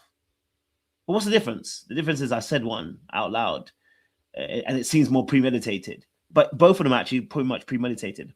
So I see the problem behind it, in that saying it, you do look like a psychopath. I ain't gonna hold you. You know what I mean? You coming out saying it and saying, you know, on to the next one, when you haven't discussed it with Kenzie and she thinks that you guys are good. I can see how there's a problem behind that. Do you know what I'm saying to you? It is taking advantage of the good grace of the relationship that you guys are building technically. You know what I mean? So he's taking advantage of the technicality. That is an issue. An issue of Corbin. That's an issue of most people on the island, but it's an issue of Corbin, and it's an issue with not stating certain boundaries. But he was wrong. At the end of the day, you go into Casa. I know you know what Casa is, but to drop that immediately straight after, the optics are not looking good. It doesn't sound right. It was wrong, you know what I mean? But I also understand it at the same time. So that would be my perspective on the Corbin. But I don't know if he said something else. He might have said something else that I've missed because I didn't watch every episode fully and tactfully. So I might have missed some things that he actually said with Pamida or something like that or whatever. I just remember he just said he said a lot of things, but he was saying stuff like he ain't thought about Kenzie since he got in here, and you know, just little stuff. He called her low-key stupid. Yeah. I mean, we don't really and he expect said that about the red flags. Like he had noticed a lot of red flags, but didn't tell her. Yeah. He said she doesn't listen. You know, he was, and I think this is the other thing, because I think everybody, whether it's Corbin or whether it was Casey, I think we clearly saw that they were going to come back to, you know, they weren't going to come back from Casa with the person, you know, they were going to bring the girl back from Casa because they were just a better fit and they liked them more. So I don't think anybody was disillusioned. And if they were, if you still so dead in charge of wanting KC to pick Anaya and you wanting Corbin to pick Kinsey, then that's a level of illusion that we can't penetrate that. But it was the way they went about it.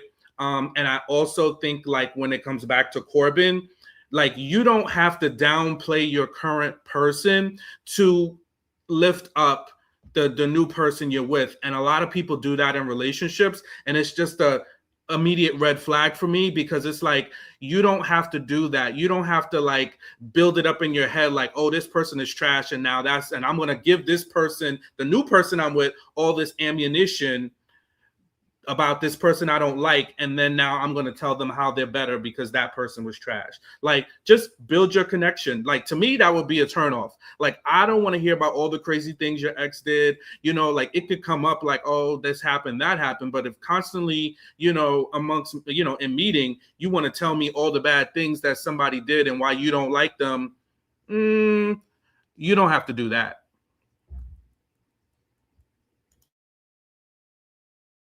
I think that's a fair point, to be honest. You know, I think that's a fair point. And you're right. People do it in relationships. It's a fair point. I can't hold you on that particular perspective. I definitely see that as well in there. I think there's a greater problem beyond immediately what the boys have done. I think Love Island in itself is a setup. The Casa Amor is a setup, which is really bad, right? I feel like we need to change it. That there are certain things I think are honestly a little bit suspect in terms of behavior, right? Which I think there might be a lawsuit in a couple of years. And I think I said this before, right?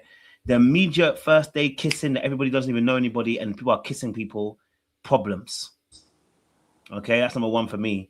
And number two, Casa, the boys and the girls do something very different. The girls come in and they immediately are dancing, getting on the man, kissing, sitting on laps, doing all that kind of stuff. I don't know if the boys did that for Casa, which is also quite interesting to see that particular perspective. I don't know if the boys did that for the Casa girls per se, but you know, that immediately starts a particular aspect, right? And here I see two sides of this.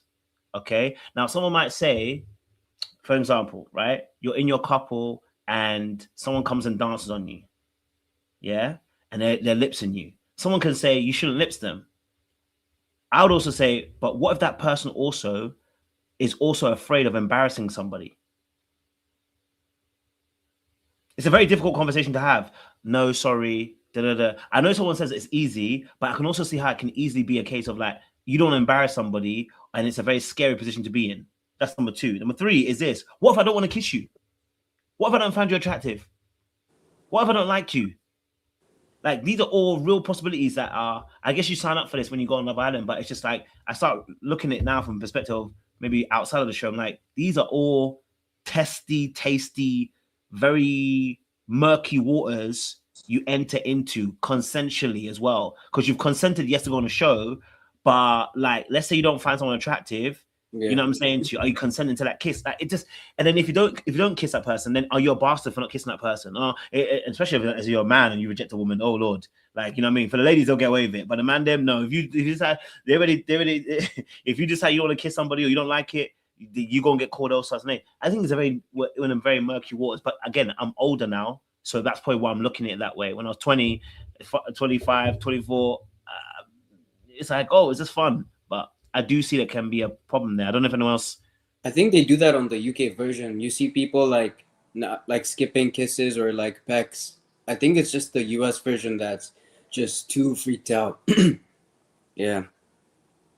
Because even remember in the at Casa when Alana kind of didn't want to kiss KC and Corbin, like people were drawing so many conclusions from that, you know. Well, her using the N-word flagrantly didn't help either. So that helped to make that conclusion solidified. Also, what do you guys think about Sincere? I think this guy is dangerous. Like, the way he's just coasting in plain sight. This guy's had relationships with Amora and Soul, and like, it just seems like no one like cares or is like calling him out on what he's doing, you know? Like, he's basically leading girls on every single time.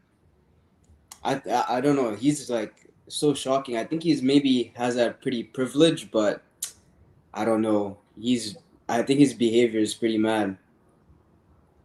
Well, I think as long as Melanie kind of shields him, it's kind of hard for people to go as hard as they just did on Casey. I mean, I do think there's two things going on. I do think that the black men, the monoracial black men, are the easiest punching bags on the show. It's happened year after year.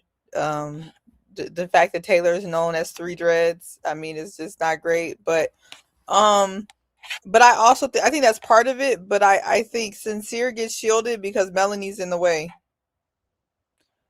If Melanie moved out the way, people could really eat Sincere up for everything that he's done. But Melanie wants to keep taking him back and giving monologues. So who's supposed to really get him for real? I would like to see.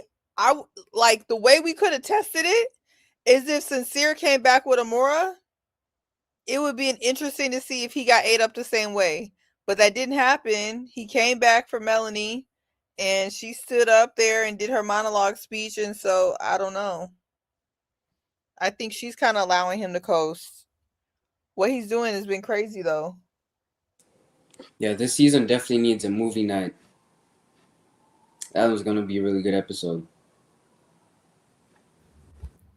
Yeah, I think back to your initial thing, Kojo. I think they create this artificial environment in there, and they kind of redo the rules in terms of we can only, because you hear a lot of the couples say, you know, it's okay to kiss, but only in challenges.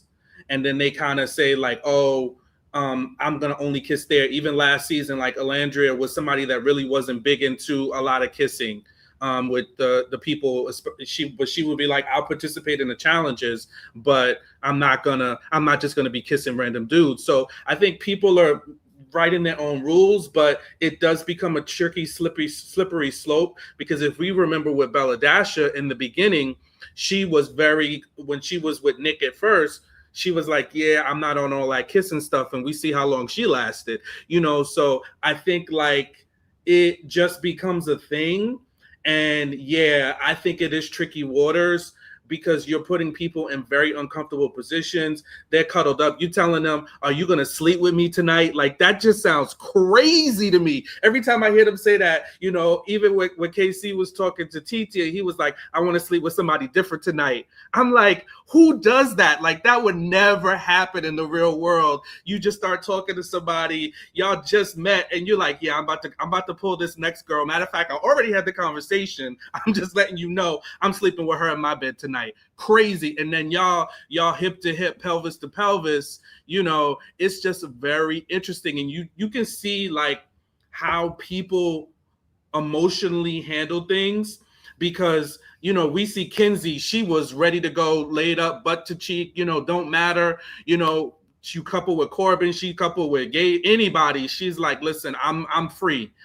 Versus like an Anaya, who was a little more closed off. We even saw Trinity have like nuanced conversations around intimacy. We saw Kata using sex in a way with Zach to try to gain control. So I think like they need to be careful about how they use sex. They put the hideaway in so early this season, and it was like they jammed, you know, the sex between Kata and Zach down our throats. I'm like, would they have naturally had sex if they were a real couple in the real world?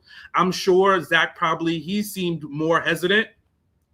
I don't know what his reasons were per se. I don't want to speak to it. On its face, it looked like he just wasn't ready, or maybe was insecure. Could there be other things underneath that?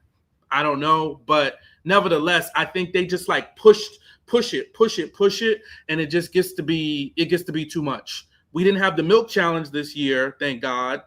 But they're pushing the boundaries. Good point there, Sean, as well. Yeah, you know what? The bed thing is a really interesting concept as well, because the amount of intimacy it does create. You know what I mean? And again, also, I'm surprised we are pretty much 8 seasons in for US, but obviously UK's like got, you know, 10, 15, whatever seasons we've got underneath our belt.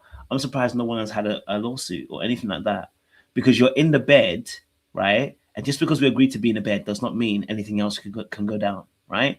So again, the boundaries that are being it's I don't say confused, because of course going to bed doesn't mean anything, but going to bed and then being touchy feely is just grounds for just creating more madness between people. You know what I'm saying to you? Like deepening also as well the fact that what it does to people too, right? You know what I'm saying to you? You get into a bed of a girl, right? That's not the main girl you're meant to be with, and you cuddle up or whatever. This is creating some level of intimacy, bro. Like it's creating some level of tension between the two of you, and it must be disorientating and confusing. Of course, someone can say you can just go to sleep in the soul ties. I definitely hear that, but then you're choosing between your bed and you're choosing between soul ties, and it's like, I mean, do you want to be outside with the mosquitoes? Probably not. You know what I mean? You start hearing around your ear. You're like, okay, let me take my ass back to the bed. So again, it's like, it's difficult.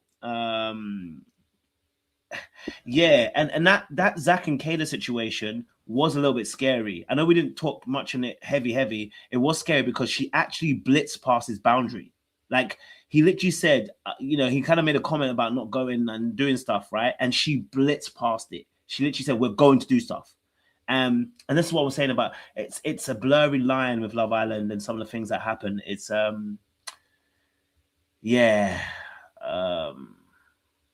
it's a difficult one, you know what I mean? So definitely I hear that. I don't know if Seaway has any additions to that in that perspective. I did. I was gonna say I noticed a lot of guys didn't pick up on it, but I, as women, did. It's funny to me that none of the guys thought about the fact that Jen low key probably wanted Gabe out. I personally feel like, due to what we're talking about with the bed, I feel like Jen was going along with stuff that I ain't really seen her do since Gabe left. And I wonder if she was, really wanting him the hell out as well. And that's what I've been thinking. And then the girls have taken the heat for it, you know what I'm saying? But that's a touchy situation. That's all.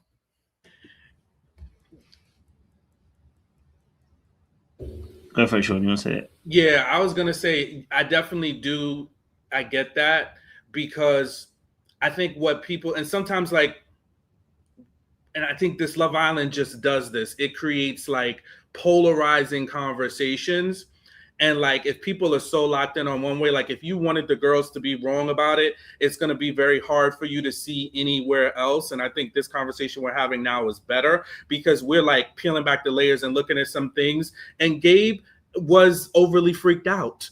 If we remember when he first got there, he was asking every single girl, "Can I have a kiss? I want to kiss. I want to kiss. Can we kiss? Let's kiss. Let's kiss." It's like it gets to be, and as much as, yes, is this Love Island? Do people do a lot of kissing? You also have to test the temperature of the room and the person that you're with. And also know, like, we're on camera, dude. Like, as much as you're supposed to be relaxed and comfortable, you still need to know, too, like, people are seeing this. Like, you got to be conscious of that. And I think, like, it was getting to a point, where I understand you want to take it full advantage and you want to kiss, kiss, kiss, kiss, kiss. And, Brazilian culture is very free and very open and very sexually liberating. But you do also need to operate with the lens is, this is my culture. I can't just lead with that and expect everyone that I interact with to accept it. So. Do you want to add on them or? I'll just probably say, like, I think definitely within the construct of the show and how it's produced, I think they should tone it down on like all the like even some of the challenges. Like you said, first day already kissing everyone. Already the what's it called? The kind of ambiguity around relationships is already done because you've already like crossed that barrier. So yeah, I think they should take it down like a little bit, almost like what the UK version kind of is. So yeah, they should, because it's getting a lot. Okay. obviously, you know, Kenzie obviously Kenzie obviously had two connections on this last few episodes, right? You know, Kenzie managed to have Gal and Dylan, and you know, she's slipping between the two, and it's causing Jen some issues as well, in that space in the last episode. And you know, there was a bit of a conversation between Jen and Kenzie around the fact that Kenzie likes both men. Want to get you guys' thoughts, maybe contributions around what we're thinking about the Kenzie and the triangle that's going on with the men and Jen. I guess it's a square at that point, isn't it? It's not even a triangle, it's a square. But what's you guys' thoughts on that situation? You have some thoughts on it? I would say like she probably likes Gal because like she's not in a couple with him and he's giving her attention, and she can probably tell that he likes her more than Jen. So I think also just keeping Dylan on her toes is something that I think she likes to do, because even with when she did the same thing with Corbin and I forget the other guy's name, but the cowboy, she did this. It's the exact same thing. So I think it's just the attention and just feeling sought after is what she enjoys the feeling of. Yeah, I'm also very curious to see if she talks to Corbin or she does him like she did Dylan. Is that his name? Zach. Sorry, Zach. I'm very curious to see if she talks to him. But yeah, I think Kenzie though is doing, like, out of all the girls, is doing Love Island how it should be, like exploring multiple people. I think she's explored even more than like the guys. So I don't know. I think she's doing it like how it's designed. So yeah, I'm not too fussed about it.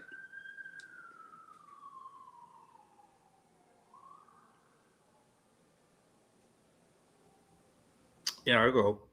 I think Kenzie is doing what Kenzie does the best, because I find it very interesting that she was tweaked with Melanie, wanting to explore Corbin, and then now here she is going hard at Jen's guy.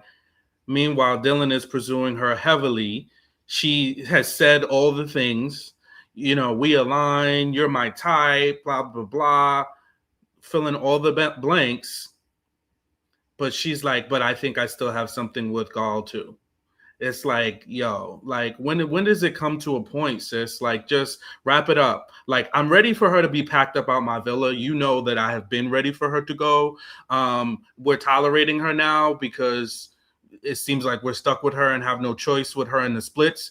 But I need her to knock it off because it's beginning to be very selfish, very much. Even the girls are starting to clock it. They was like, Kenzie just likes having a lot of guys. The Casa girls said it. And Jen is clocking it. It's like she just wants to have as many options, but you don't realize your options are your friend has one person who's your supposed best friend in the villa. She has one person, and here you go pursuing this guy for what? Being a temptress when you already have somebody that you're pretty locked in with. I think it just has to come to a point like Kenzie just needs to settle it down, relax, chill out. The one redeeming quality about her is her ability to move on, and just once she's done, she's done. So, I mean, if there's anything I like about her, that would be it. You know, just like with Zach, is he wanted to talk to her. She was like, nah, I'm good. Conversations closed. And I'm sure she'll be the same way with Corbin. If she does, I'd be really surprised if she tries to even knock on that door or try to get anything going back with him. So, yeah, that's my Kenzie thing.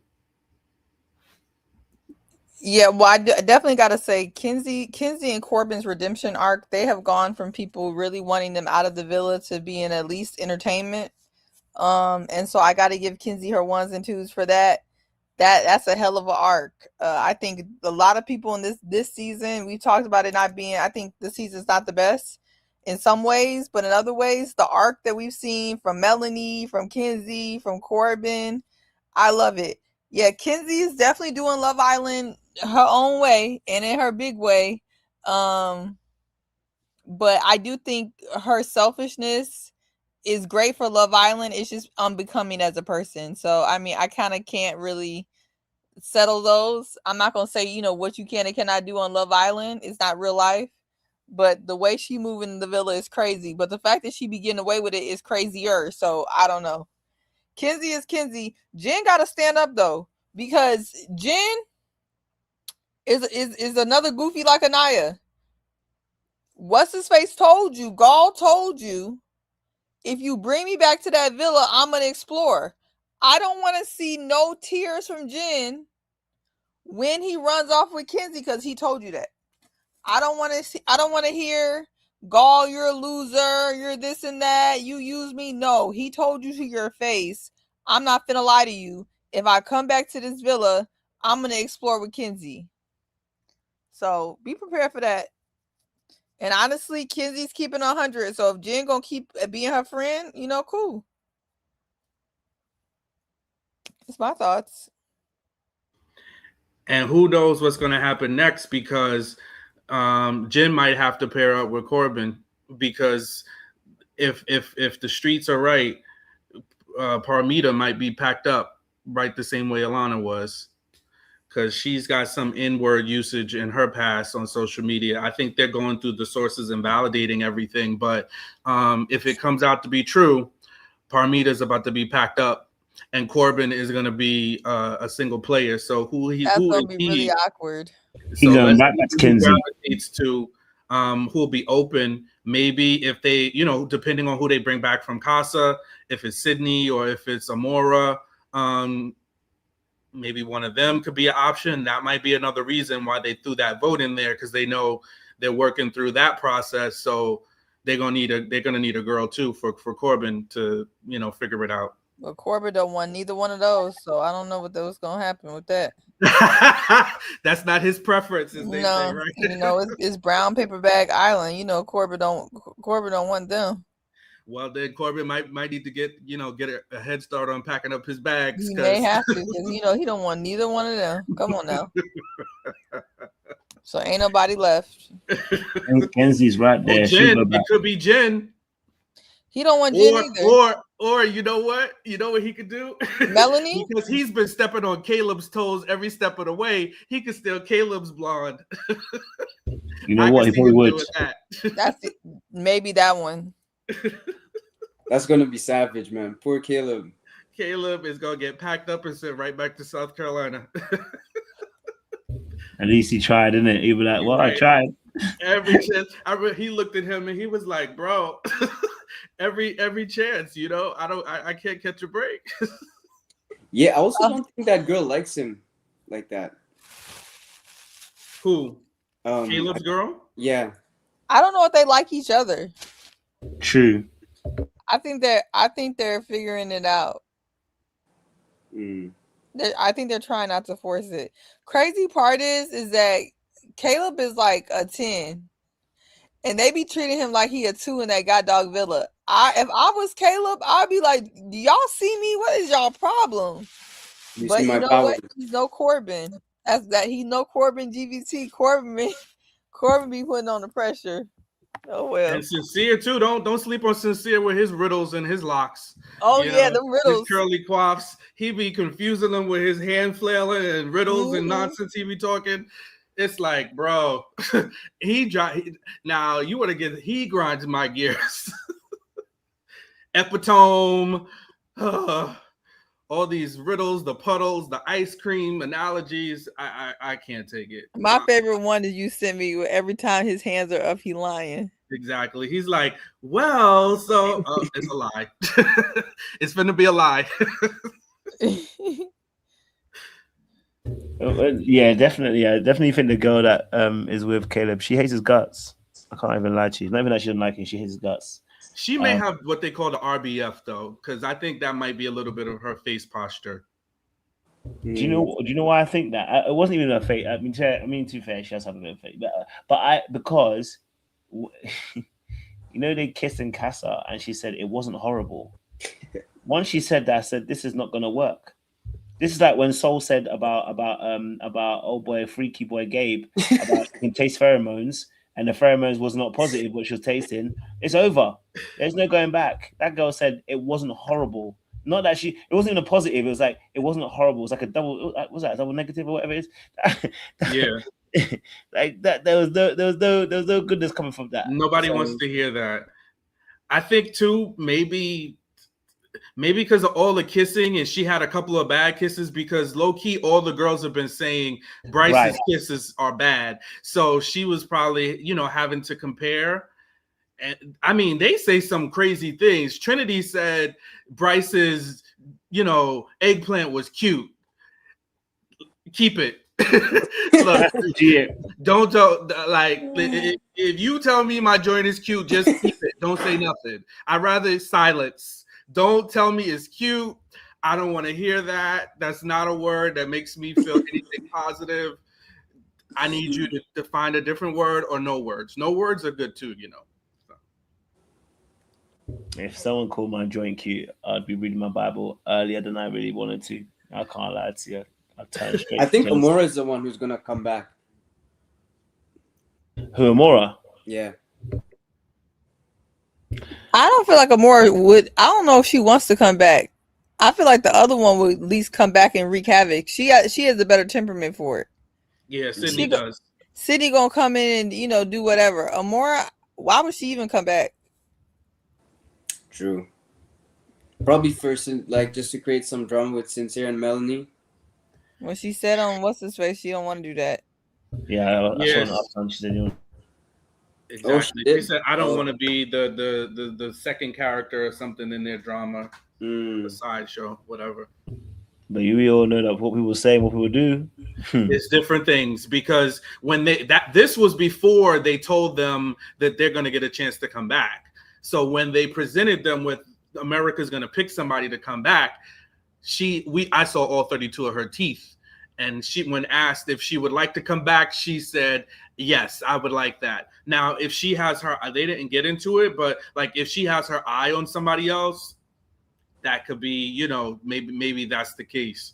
She wants to get in there and shake it up with somebody. So also in previous years, I thought the Love Island like age range was like 24 to like 30, 31, 32. I don't know why this season it's like 20 to 25.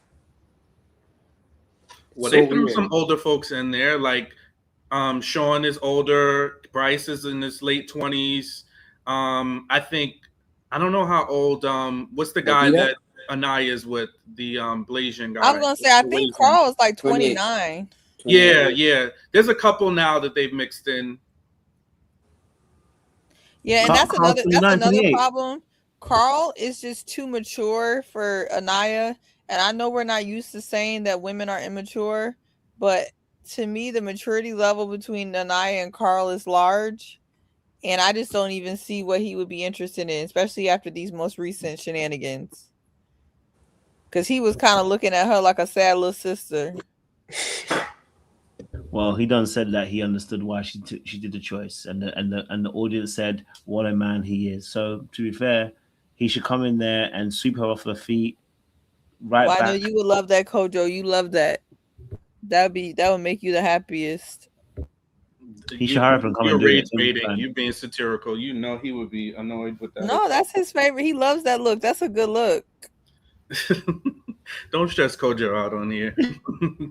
I want Carl to hurry up and come and sweep her off her feet and just show the world what that y'all ain't crap. I know exactly that a black man can't do it, but someone who's not black can do it. So I want him to come and show us how to do it properly. Someone who she doesn't fancy and doesn't find attractive. I want him to come and do that, and especially after he got buoyed off as well, and it's a second choice and it's not fine. I definitely want him to come back and take. But interestingly enough, that folks like I'm not going to say you, but like you, were saying she never was attracted to KC. She never really liked him, but seems like that lended itself to be true. Are you I going mean, to we don't meet know me if in the she's middle on that, Kojo? Are you is gonna she a find? colorist Are or you gonna not? find Is she some attracted room? or not? I don't know. It's You confusing. can but being I think you can still have colorist ideals and still be attracted to people. There are people who break your social norms or your norms of your thing. Do you know what I'm saying to you? But you can still be colorist, right? We know that men that are racist and will date a black woman. Mm-hmm. That ain't stop nobody. You know what I mean? So yeah, I think she thought he was a fine ass. I don't think there's anything that would stop the fact that she's still got colorist tendencies. You know what I mean? Like she's still got colorist tendencies. The way that she describes certain folks and the way that she talks about them, she still has colorist tendencies. I need You know what I some mean? evidence. Give me some evidence. What did she say? Oh, Whoa, you gonna pull the how Kojo she described Corbin. You know, talking about the lightness and the curly hair and the certain cut about the eyes and stuff, right? Is this The Baddies way Club? the way that she say again. She said, "Is this Baddies Club?" Now, what you threw that in there? What that got to do? I With mean, that's probably her. I ain't gonna hold you. That was a little bit That's- suspecty. That was a little bit suspecty. It was What are you kind trying of to say? anti-black, not gonna lie. But I feel What like are you trying to say? she was trying to do it, but that was her being follow the leader again. Anaya don't got her own brain. She shares one with Trinity and freaking Melanie. That's the problem. I don't even know if she would have said that, but she too busy sharing a brain with them two. What? Are y'all kidding me? The way they were carrying on, that they gave definitely bad girls call. Who Sure, gonna shut me up? Who sure, gonna sure, shut me Sean. up? But I'm saying she wasn't gonna say it until they said it. Then she said it. She What was the about how first she one to say described? that. No, she wasn't. No, you gotta go look. Yeah. She wasn't. Yeah, I did. I watched it twice. I heard her say the comment. They were saying other things. She said that after they had said the other stuff, and then she added in. Also, how she described Titi's hair. Yeah, she. But apparently, so she said Fulani braided bitch, whatever the word, right? Mm-hmm. And apparently, that's actually a positive thing. Apparently, amongst the younger generation of Gen Z, that's a positive thing. Yeah, it was. I don't know though. I don't know. Obviously, I'm not younger generation. I don't know, but yeah, it was more of like that's like if a guy came on, right, I'm bald and I'm like, here go this dude with waves. You know what I'm saying? It's like here go this mofo with waves coming spinning. That's the comment. It's like, oh, now I'm gonna have to deal with this guy. You know, that's what that comment was about. Mm. Yeah, this is I get it, man. It's a bit of a tricky one. You get what I'm saying to you. I mean, there's probably a little bit of everything in there. It's probably a little bit of elitism, classism. You know what I mean? Definitely some color issues. You know what I mean? Do you know what I mean? So, but she can handle that when Carl comes back. You know what I'm saying? Corbin too. Corbin has some colorist issues. I mean, we've never heard him describe anybody. Lord have mercy. I'm saying, yeah, never heard him describe nobody. Okay. I expect him to choose people that are not dark skinned. He's not dark skinned himself. He has not chosen a black woman to settle into a relationship with, and he is not white, nor is he Persian. He is a black person through and through. I don't care how pale he is. There's nothing white about him. He's black. So that would be him being colorist. You're willing to accept it with I'm throwing as a question. No, I'm throwing as a question back to you. So yes, his preference is non-black women, and you are a black man. He's not fully black though, is he? Yes, he is. Yes, he is. He's not fully black. Yes, he is fully black. Fully black. What? No, what was we discussed last time? What's his mix? He has Chinese heritage. That still doesn't make him Chinese. Something else. He's black. Where is Chinese being black? Again, this is what I'm talking about. Where is Chinese as a black person? Oh my Lord. So he's mixed heritage. So he's not black. He's mixed so is Sean. So am I. I'm not black. So if he's mixed heritage and he likes people who also who are not necessarily full on black, I can't say that necessarily that's a smoking gun. That's not a smoking gun. That is not a smoking gun. He has no more mixed heritage than Sean and I sitting on this panel. So if we said the same thing, it's not a smoking gun. If you never dated, and again, because I guess when we're talking about also colorism, we're also talking about obviously actual skin tones as well. That also plays into it as well, which is slightly different, right? And phenotypes and all that kind of stuff, right? But he is somebody who's mixed. So if he's mixed and he likes someone who's Iranian, I am not looking at that as anything. You're already mixed.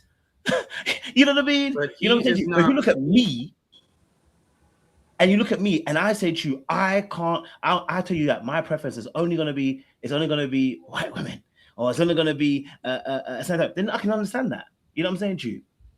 I can understand that. You know your argument is faulty though, Kojo, and you know that it doesn't actually matter what race you are to be colorist. You know, like a white person can be colorist, a black person can be. I agree. Right, so it doesn't really. You presented that argument. I didn't present it. Sean presented the argument that the choices that he made in the woman, and I'm saying to you, I'm counteracting that. And we're getting into this: is he black or not? He is. Both of his parents are black. He has a grandparent or a great grandparent that is Asian. And that is very common in Jamaica.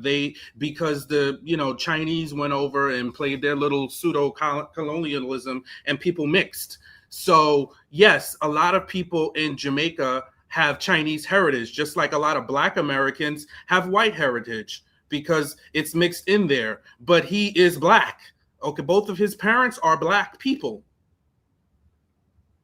So yeah, him choosing to date not even a biracial, he's choosing non-black women, which his makeup, you do his 23andMe, he's probably 80 to 90% black. Also, to add on that, I think it also depends on like where you're from, because I grew up in Kenya, and we would see like light-skinned people not necessarily as black, but as light-skinned. You know, like there was white, light skin, and then black people. Like they weren't grouped within the kind of like how you describe it, like you're saying he is black.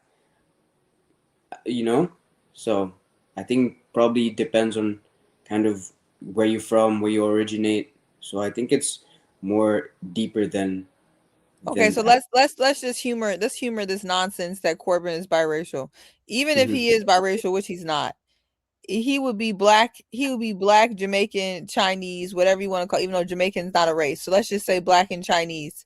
He's still not dating nobody who's black or Chinese. He don't want the black or the Chinese. He's going for blondes, and now his new flavor of the month is the Persian cat. That man is a colorist self-hater. So even if we want to call him whatever, he's not even white. Hey, that's cool. As long as you're gonna apply that same energy to Anaya, I don't mind. We've been calling Anaya colorist. At least I have. Don't use color struck. Use colorist, because you changed the word. I called Anaya a colorist. No, you actually didn't. You called her a color struck. You said no, I didn't. I've been asked Sean. I've been calling her colorist. You changed the word in C-way. The last time you changed the word, you said color struck. So if that's I didn't say color struck, I said she's a colorist. You actually. I don't even use the word color struck. I don't even use that word. The last time we said it. So if you're now saying that same thing, I don't use the word color struck, Kojo. I've never used that word. I've never I used say the word colorist. You brought up color struck last time we had this conversation. But if you're saying I didn't. Okay, fine. Are you mixing me up? If you're saying so if you're saying that Corbin is a self-hating colorist, are you going to say that Anaya is a self-hating colorist without adding any other context? Yes, Anaya is a self-hating colorist. You have to understand where she came from. Yes. Okay. I've been saying that. Just for my ears, let me hear you say that Anaya is a colorist and she's a self-hating person without any other background. Please don't add any other extra story. Just say it straight. Corbin and Anaya have presented self-hating colorist ways on this show. I cannot say for sure that either one of them are positively self-hating colorists, but that's what it gives. Both of them. You see how you put it beautifully now? It's still wrapped in a bow. When you talk about Corbin, you can say straight away he's a self-colorist, he's a self-hating colorist. And the energy is too easy to talk about Corbin, and he's a colorist. But when I'm saying about Anaya, we should just be able to say she's a colorist and self-hating. That's it. Here's the thing. Like, can I give the fluff with it? And you can ask Sean. The fluff. Wait, can I finish? Can I finish? Please let me finish. But when I was talking, you interrupted me several times. But I'm about to respond about why I need the fluff. Okay. The fluff is because, and you can ask Sean, he can vouch for this. Prior to her not picking Carl, I said she was a colorist Full stop. Not color struck. I've never used that term. What has thrown me off and why I'm adding a little bit fluff on Anaya is that I cannot figure out why she turned down all of those black men, brought Carl to the villa, and then said she wasn't attracted. I'm confused now. Now, Corbin has been consistent. He hasn't waffled. He hasn't dealt with the black women or even mixed race women or even Dominican women since he's been there. For the most part, I guess Melanie for a second, but he really didn't want her, right? That could be for various reasons. He really didn't want Melanie when he's with Melanie. He wanted Kinsey. And he hasn't really waffled. So I'm confused when it comes to Anaya. Before the recoupling, I said Anaya gave me colorist. Ask Sean. But what about now I'm a little confused because I don't know, because it's not just that she didn't pick Carl, it's the fact that she said she wasn't attracted to Carl. So now I'm lost. You turned down all of those black men to bring Carl to the villa. Then you said that you weren't as attracted to him as you were Casey, and Casey is fine-ish. But then everybody that you've liked in the villa have been light-skinned people or biracial people. So to me, everything but this last moment gives colorist for Anaya. I just don't understand this last step with Carl. So that's what I'm saying. You could take that whatever you want to take it. I'm not on the team cop please for Anaya. I'm just not that person. I just don't understand this last move. Well, what about when Corbin came in? I think he's number one was initially Kata, but then he realized she was locked off. Kata, the one who's half white and presents like how she presents? I don't think that changes anything. Mm.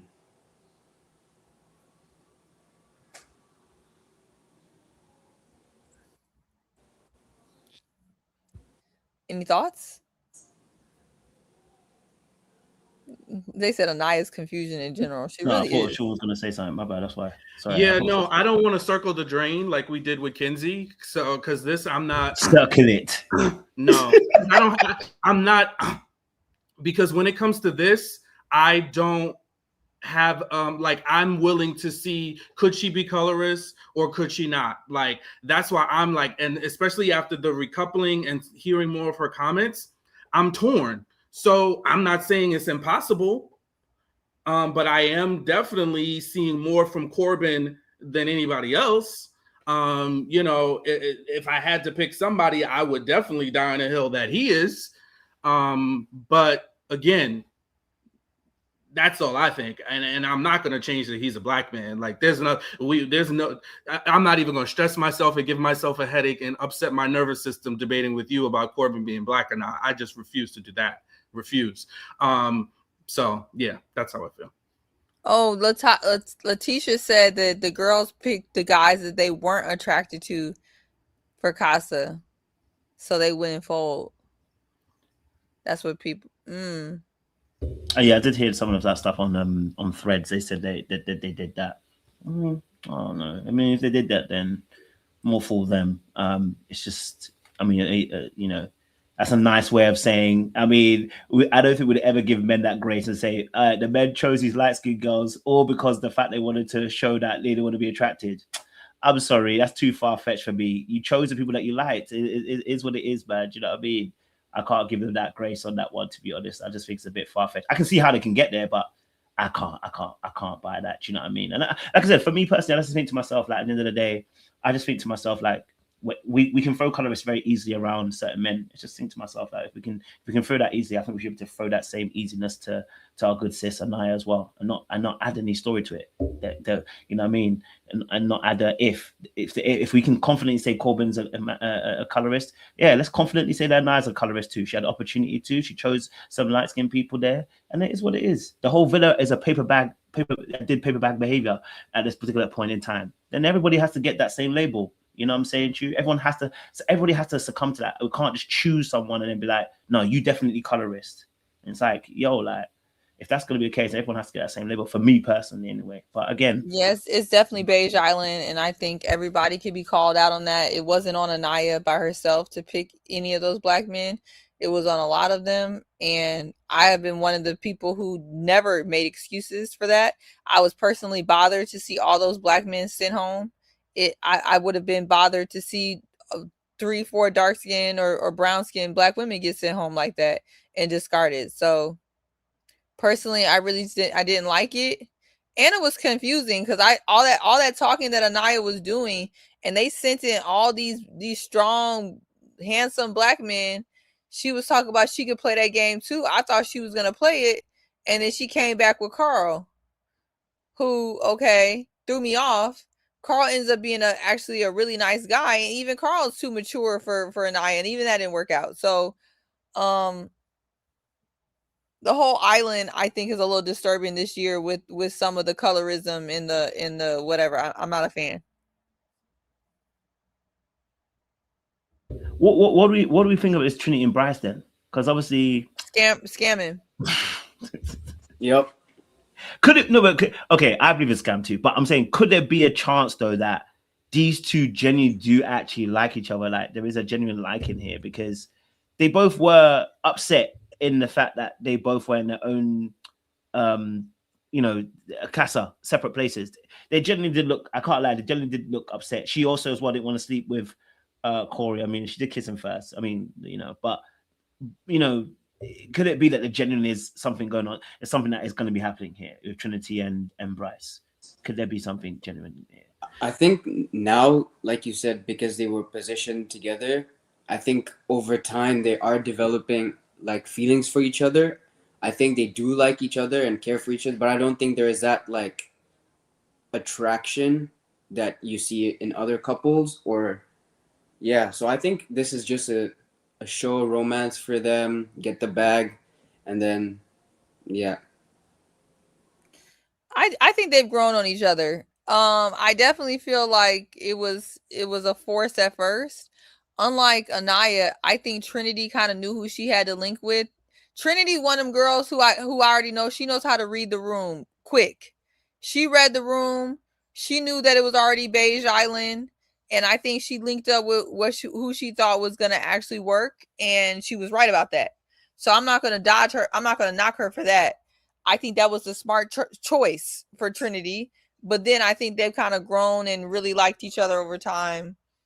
And I just think the scam part is not that I think they don't like each other. I just think they both know that exploring at this time is going to F the money up. They're the most stable, normal acting couple. Nobody wants Bryce. Nobody really wants Trinity. It's a match made in heaven. They need to stay together if they want the 100K.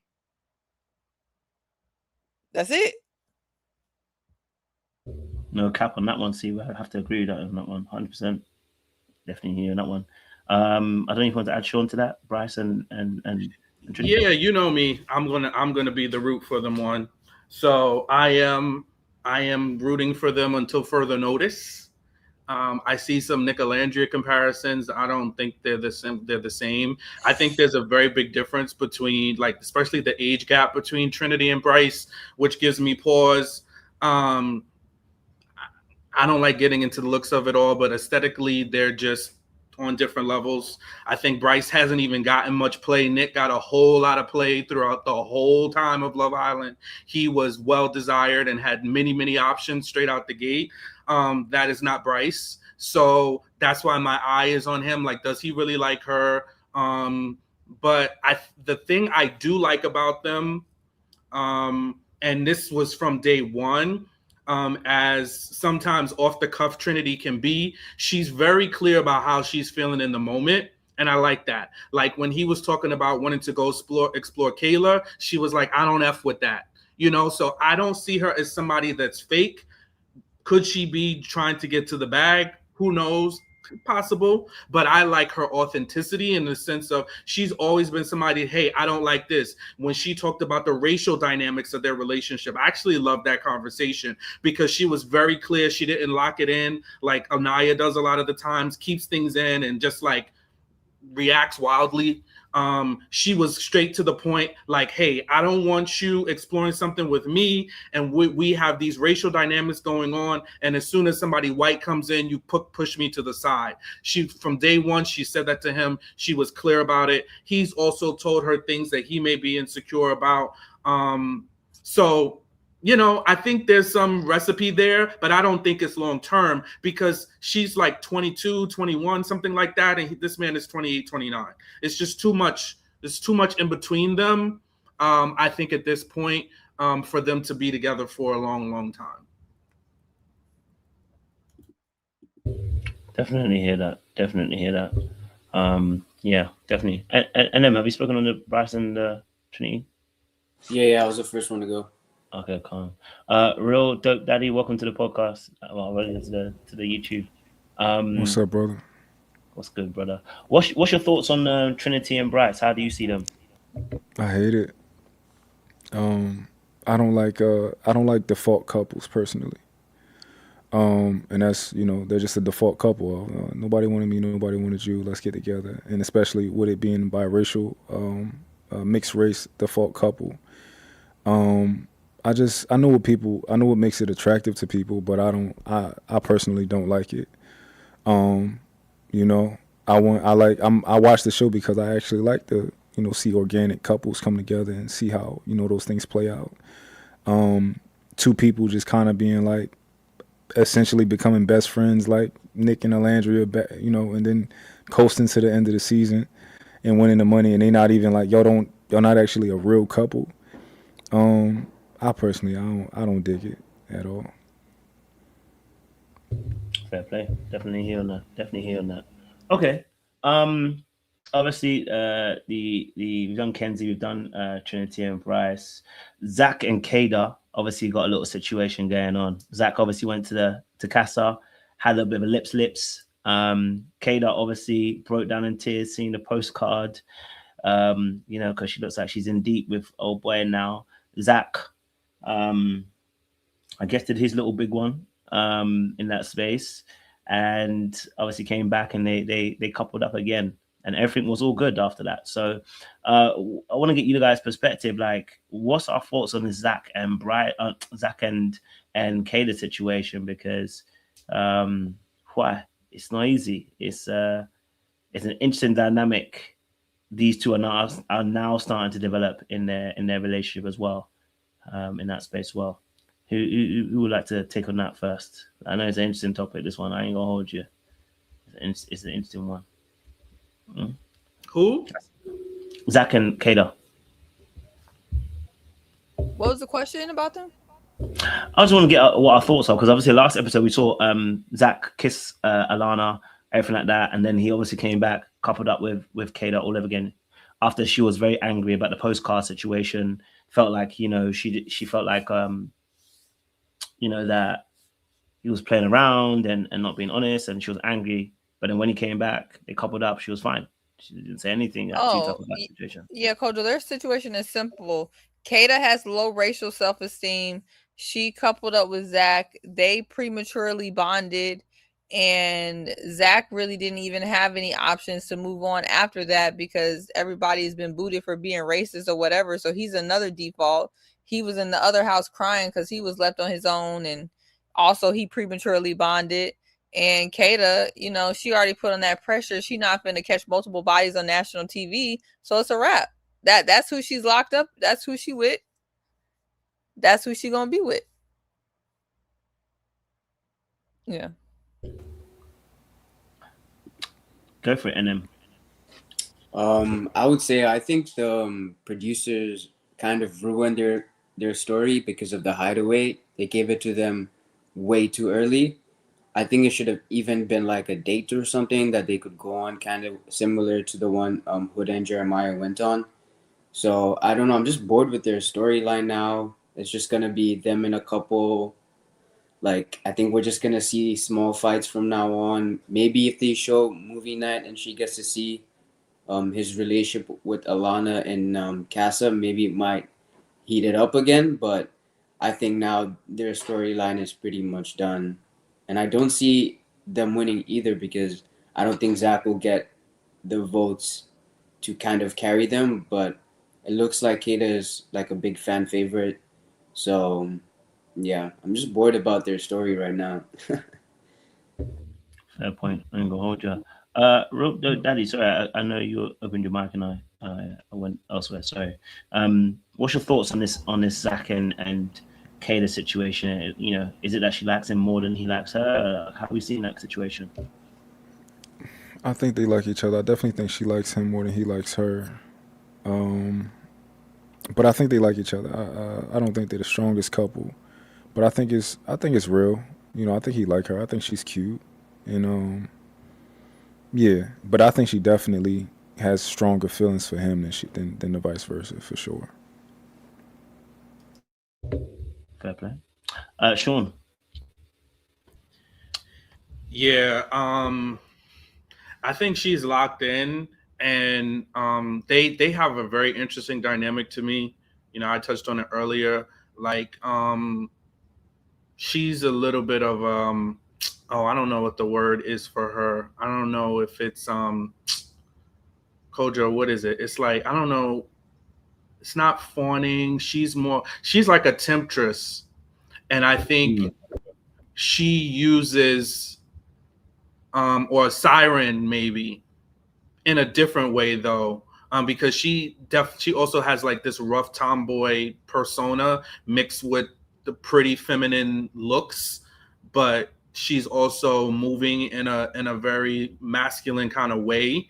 And I hate to color women that way, especially women that are Black or of color, but you know, just the way she went about the whole sex thing, the way she went about the whole hideaway thing, the way she just blazed past, you know, the red flags he was giving her, and she was just ignoring all the signs and blurring past it. He kept letting her know in little ways, whether it was, I want to continue to test our connection, I don't want to be open, you know, I don't want to close off the relationship yet. He was saying all the things, I don't want to have sex, you know, I'm not ready for the hideaway, all that stuff. Then after they did have sex, telling her, hey, listen, would you be upset if I explored other bombshells? She, you know, she's not reading the room and she's not getting it. I think she got immediately just a little tweaked when they got the view into what was happening at Casa, but I think she's so locked in at this point because she's given her body, and unfortunately, you got to be careful when you use your body as currency or thinking the same way, like, I'm going to do this to get that. The same way I held criticism for KC about doing things, it's the same criticism I have for her. You can't use sex and willingly go into it thinking that that's going to solidify a relationship. You should be, you know, you should have sex with somebody because you want to, or you feel like you're ready and you feel like that's what's needed in the relationship, or like what you want from the relationship, but not that it's going to get you something. So that's kind of how I feel for them. I don't think they're going to make it long term. Personally, I don't like Zach. I don't like his slick comments. I think he's involved in a lot of mess. Even when he got called out for the blonde comment, he wants to shirk it off as just a joke. Yeah, I'm not really a big fan of him, so it's hard for me to be objective. I think he plays a lot of games. He gets involved in people's relationships too much. He's always got side commentary. And then I don't know what this freaking bromance he got going on with Bryce is about. It's getting to a point, and I need them to cut it out because it's starting to like really blaze past playful banter back and forth. It's getting into the territory of just be who you are. You know, so that's what I got to say about them too. No, I definitely hear you lot. Still, can't even lie to you on that one. Yeah, I definitely. I think good points have been made, especially about the using the body to lock it in. And he did warn her. He told her, listen, like, he didn't want to have the smex just yet because he's like, if you want to be able to explore, change your mind, you can't take it back. He did say that to her. He told her explicitly that as well. Do you know what I mean? So yeah, it's interesting, but yeah, I think it's tough, man. It's tough. I just think to myself that, you know, there might be some insecurity on both sides. It just doesn't show the same way. You know what I mean? But definitely for Zach, you know, there's a lot of passive aggressive energy that he brings to the table. So I definitely hear you on that part. I can't even disagree. Okay. Okay, cool. So I guess obviously our last round, we've done everyone of the other couples pretty much. But obviously our last round come back round to everything. Because of course, Anaya, sorry, Melanie and Sincere, I apologize before we get there. Melanie and Sincere, I apologize. But I don't think we discussed them properly. I know we touched on them. What are we thinking about Melanie and Sincere? Because Melanie decided that she weren't going to choose Corey. I'm not mad at it. Because like I said, dirty macking doesn't have to be rewarded. But she didn't choose Corey. Then she blasts Sincere. Sincere was out here in Casa Amoi doing a lot of Amora stuff. Yeah. And comes back and ends up being, single, ready to go back to Melanie. What's our thoughts on this couple right now then? How are we seeing them right now? Are they the strongest couple around? I know it sounds mad, but are they the strongest couple now? Because, as much as we're talking about the ups and downs, they keep finding each other. They keep coming back to each other. Do you think they're the strongest couple around? Real dope daddy, if you might go for it. Yeah, I do think they're the strongest couple. Absolutely. I thought obviously the guy was dirty macking, like crazy dirty macking.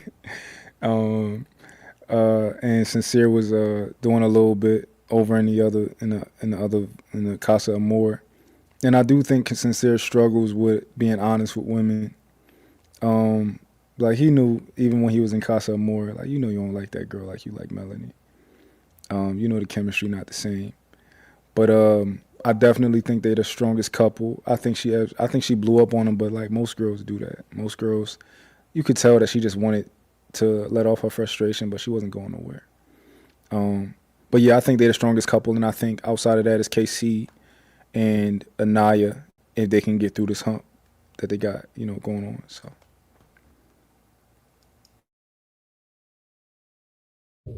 Love it. Good points. Yes, Sean, go for it. Yeah, I'm mostly in agreement with Real Dope Daddy. By the way, somebody in the chat wants to know if you're single, bro. So, you're building a fan club out there. So, it's the beard, it's the setup. He's giving the little sideway. Just not too much, but just enough. So you're getting appreciated out here. I definitely think like Melanie and them are getting on my nerves. Melanie and Sincere are both getting on my nerves. They like Casey and JoJo. It's just toxic chaos. Him and his riddles and metaphors that don't make sense. Him continuing to just, want to have all the experiences and all his cake and eat it too. I hope it's come to a point. I hope he realized, this is my hope, but I doubt it's going to happen. That like, okay, this was it. This was his last hurrah. He got his ones off in Casa, got to experience, Amora. Can we pack it up and settle into Melanie or not? Because I'm tired. And Melanie is just, I don't know what this girl is looking for, what more signs she needs. I hate that Corey had to do the dirty macking, but it sounds like all the guys were telling Melody or either she was covering Corey by not saying who it was. But yeah, I don't think she's going to be like, I was telling Seaway the other day, it's like, she's that girl that the relationship's going to have to massively implode before she leaves, or he's going to have to leave her. That's the only way, because she's just not willing to let it go. Like, what more do you need? Like, why do all that cussing out and carrying on and I don't know you and you did this and blah blah blah, but I'm still choosing you? It's like, have you seen enough? This is the other point, and I'll land my plane here. This is the part that also pissed me off too, with some of the dudes from the from the villa. The first dates we saw were from the guys that came in from Casa. And that's not how Love Island goes. The guys are usually given dates outside of the breakfast, which they were low-key just failing massively on the breakfast. Sincere, I don't really cook. I don't really know how to do eggs, bro. Like, cut the crap. It's the breakfast is the easiest meal. That's why they give it to you. Like, knock it off, figure it out. Like, stop being a baby. Anyway, like, this is the first time the girls got dates. Melanie was like, this was my best date ever, not just here, ever. And like, you still going back to freaking Jason Momoa? Like, are you serious? Like, that's the part that really aggravated me. The biggest is like, what more did she need to see? Like, how the intentions. Yeah, I'm done. No lies told. I hear you, sir. I feel the passion. I get it, man. Because they do be that toxic people, man. They be like Bonnie and Clyde, but a little bit more irritating. So I hear you. And Yeah, I would say in terms of the show, they are the strongest couple. But honestly, I don't see how this survives outside of Love Island, because I feel like the foundations are already just mad rocky. Like, there's a lot of mistrust. I don't see how, when Sincere gets out of the villa and he has like all this motion he's gonna get, how he's able to navigate that. I feel like he is like, he from how he's presented in the show, it's like he's a ladies' man. So I just don't see how he's gonna be able to navigate Melanie and that moving out of here. So I just think it's gonna be really tough for him, because I think I agree with Sean. Like, she isn't gonna leave him; he's gonna have to leave her. So I think, because I remember in the beginning, she was telling him that I need someone who's gonna put me in my place. And then after the that whole bed challenge, and that's when he kind of started moving with a lot of like venom after that. So I think he wanted to show her like, you're not gonna bad me up. So I think now he knows that he has the upper hand in the relationship, because she's already shown all her cards. So I just don't see how it ends well for the both of them. Yeah. you know what's interesting is Sincere needs the smoke that they're giving KC about trying to punish somebody. Sincere actually was trying to punish Melanie. When she did that little thing, when she played a game with him and ended up kissing someone else in the challenges and going overboard, yes, she did go overboard. He actually, and I spoke about this, that he said, it's a chess game.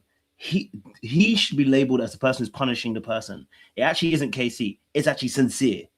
It's Sincere that's the one that's actually trying to punish Melanie. So when he does these things, it's surprising that they haven't said that, you know what, he's trying to humble Melanie. I mean, I don't think that's what he's trying to do personally, but I'm surprised they haven't said that, right? Because in actual fact, all we're just saying is, he's just a little bit toxic. Yeah, he's a people pleaser. He's more than this. He's a Sith Lord. Okay, this is the person who has the Force. Okay, Darth Vader has nothing on Sincere. Okay, all right, the Force is with Sincere, but it's dark. And he does these things where he keeps doing these things, right? Like, out of all the guys, he actually had no leash to go on. Everybody that went to Casa, he had a different situation. He had just got back with Melanie. He knew that going back with another girl would actually cause it to end up in flames. You know what I mean? But did it anyway. He didn't care, right? So yeah, the energy that's going to KC should be going to Sincere in the way that he's handled the Melanie situation. They love toxicity. I can't lie, both of them. They like chaos. That's what it is. They like chaos. They don't like order. So the more chaos that these two have, the closer they become. And look, I think they're going to ride off into the sunset. They might even end up winning it, because you know what it is. They've had and I think Siwe was saying this. They've had an arc. There's a story to them. There's been at the beginning, Melanie played a game. He played a game back.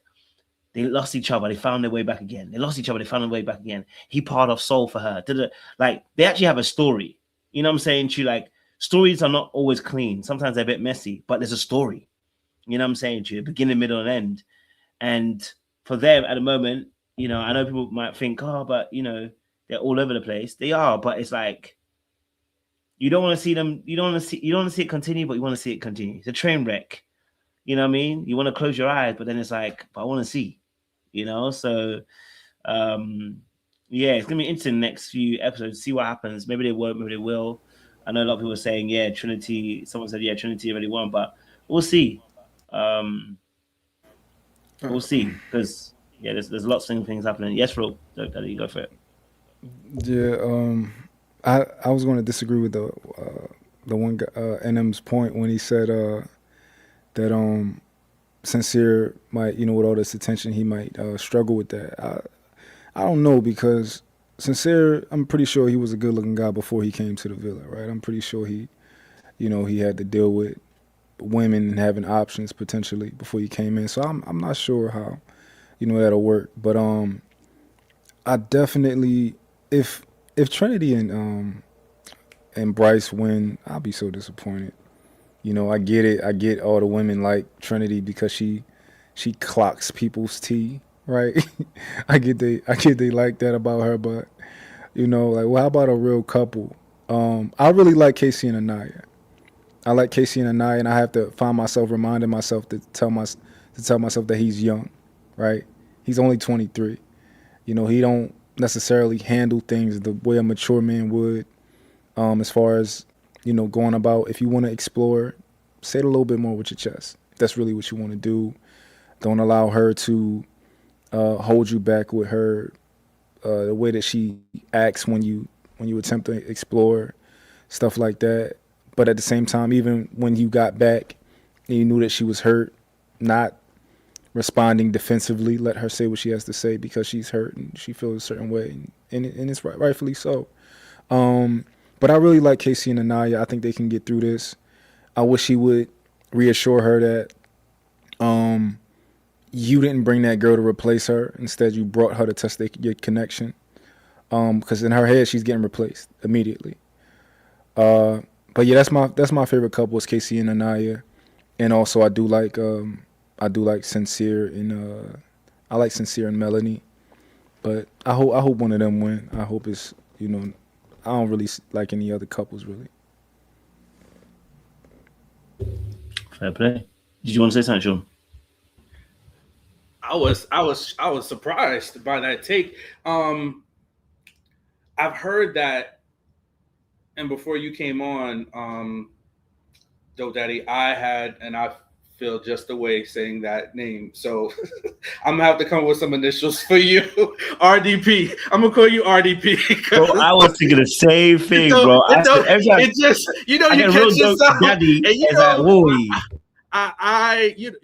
I've done some work on myself and toxic masculinity, all that good stuff, but it just I heard their playback in my head. I was like, I ain't gonna be able to call you that no more.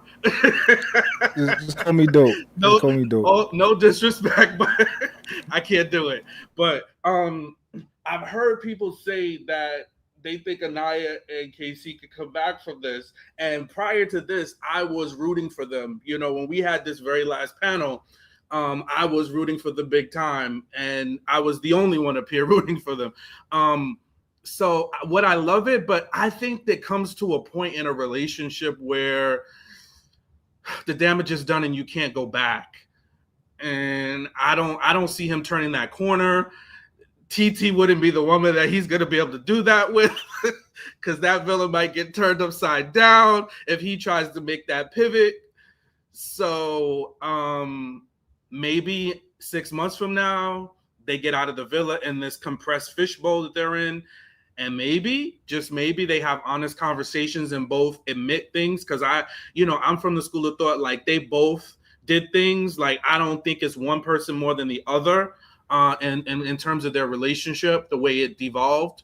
So yeah, if I have to root for anybody, I'm torn between Melanie and Sincere or Bryce and Trinity. I hate that. I just feel like I don't want to root for Melanie and Sincere because I just feel like it's chaos. It's just pure chaos. Yeah. When it comes to, so when you think that they can't rebound, right? Are you saying that because you don't think KC wants to rekindle, or you don't think that Anaya will allow him to? I think it's kind of both. I think I think Casey does not want to have to deal with what comes with Anaya. When he made that comment, like, building a relationship with you was effort, TT is effortless, it's like, I don't know, like, does he want to go back to that? And then for her, if I heard that, like, there's like, that's gonna be like, that's a hard hill to climb. And lastly, I just don't think too that they really maybe should.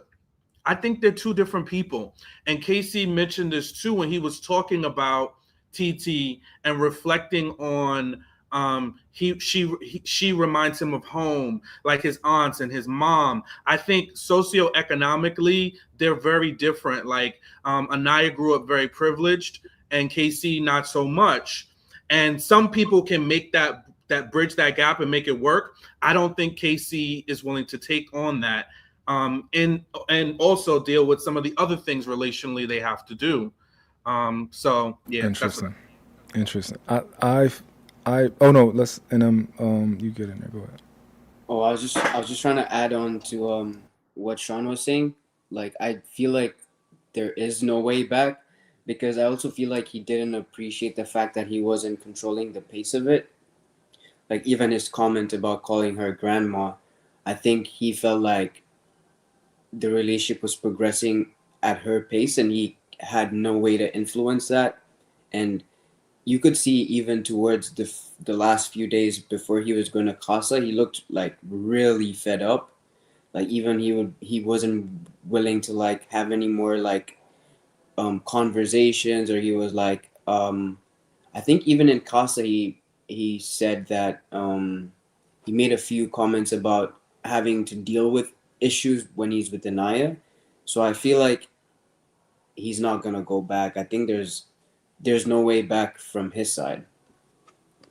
Interesting. So I think that, I don't know if you guys understand this, but I don't think that TT is the wifey type, right? And I think that sooner than later, I think KC will realize that very soon. I think Anaya gives wife, right? Now, the thing is Anaya too slow for you? Is she too boring for you? Is she too much of a wife for you? Whereas you'll forego the sexual chemistry and stuff early for later on, that the potential that it might be there. But I definitely think TT is like, I'm gonna give you everything right now, but let's be honest, KC is a man. And how often does that really work with us? I'm gonna give you everything right now. I'm gonna just throw it all at you, and that's gonna that typically don't really make us want to stay, you know? And she, yeah. And as far as Anaya taking him back, I as soon as she said to him, "Oh, so you just gonna kick me to the curb, or you're just gonna cut it off with me?" Remember when she made that comment? I'm like, "Oh, you're not serious. Like, you don't want him to." You just want to kind of give him a little verbal lashing real quick, and you hope that he comes back around. So I think it's opportunity to rekindle, but I do think it's on KC. And if KC can't, I definitely think he'll realize that TT's not a wife, right? She's going to realize that, oh, I don't like the way you communicate. You a little feisty. You know, you ready to fight a little bit too often. I think he's going to pick up on that. He's going to pick up that she going to give him everything right now. But the thing is, I don't know if he possesses the communication skills, and I don't know if he possesses the skills to really get back in with Anaya, and if he is willing to be there for that. Because I think Anaya's like a fake freak, you know. Like, she'll make certain comments about, you know, fellatio, and like, oh yeah, we about to kind of go crazy on these guys tonight. But I think she kind of just a fake freak. So if he can deal with that, we'll see. Yo, the analysis is there, bro. I can't even argue. Like, I think there's merits to what you're saying. And even remember when Casey was talking to, I don't know if it was Titi or another girl in Casa, he said he's vanilla. You know, when they were talking about, you know, sex and all that stuff, and he mentioned he's vanilla, and she looked back at him like, what you mean? What you mean by that? And he was like, I don't do all of that stuff. You know, I don't do this. I don't do that. So yeah, I think, and I saw this point online too, and I think this is true. Casey might be, and he's young too, like we all know. Maybe not a whole lot, maybe not an extensive amount of experience. And this this whole Love Island experience is his way to just kind of like sow his oats. And I think we're kind of seeing that a little bit with him and Titi, and really getting out there to, have a good time. So maybe he'll circle back, or maybe not. I don't know. After that tongue lashing he got last night and all the fireworks, we'll see if they, can come back from it.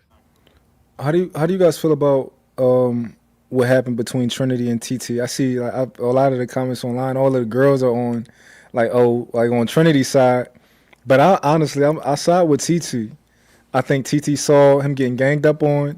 They saw him getting bullied, and the bullying part was they were asking him questions and not allowing him to respond. So Titi was like, enough of that. Enough of that. Like, it's either him and Anaya talk, or we all about to get involved in this. What do y'all think?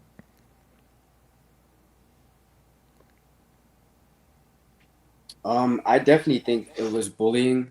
I think the whole interaction was mad because I don't know, even in my life, I think people don't really talk like that normally. Not that I've ever seen. So I think the language was just crazy. I think the girls were really rude. And yeah, the only thing that was killing me was when she called Trinity a little girl. So to me, it was just like it was just funny to watch. It was just entertainment. But yeah, I really back Titi for kind of coming to back KC, because I mean anyone would kind of want the girl they're with to do do that, because most of the time it's not perceived well when men kind of engage in verbal with women. So it was nice to see her kind of step in and be like, you guys ain't gonna do this to KC. So it was nice to see. And I'm kind of of two minds. I get it was a pile-on. There's no denying that they were coming at him left and right and not giving him a chance to respond. And somebody needed to step in. I wish that Titi wouldn't have gone about it the exact way she went about it. Her saying some things. I think, hey, if truth be told, and I went and watched it back, and then I saw some clips. Ariana was technically talking to TT and asking her questions, and then Trinity chimed on the back end and said, I have a question, and then a couple of people was like, ask it. And so really and truly, TT was being talked to, and this whole question about the whole Bryce and Trinity of it all in America selecting them derailed from what the topic at hand was. Again, I realized that the women in the villa, Trinity and all the other ladies, had a long-term relationship with Casey, so there was disappointment there. So them wanting to express their frustration, not necessarily wrong, about that. The way they went about it was overblown, too much. That's kind of how I feel about it. And again, I just wish that after TT said those first couple of comments, I think the little girl was just a bridge too far. She could have said everything without that. And then it just went on from there with the B words flying from the ladies, from the OG ladies, and I didn't like that either. I hated seeing that, especially Black women tearing each other down that way and about to almost get to physical, what you gonna do? Who's gonna shut me up? I just I wanted better and different in that moment.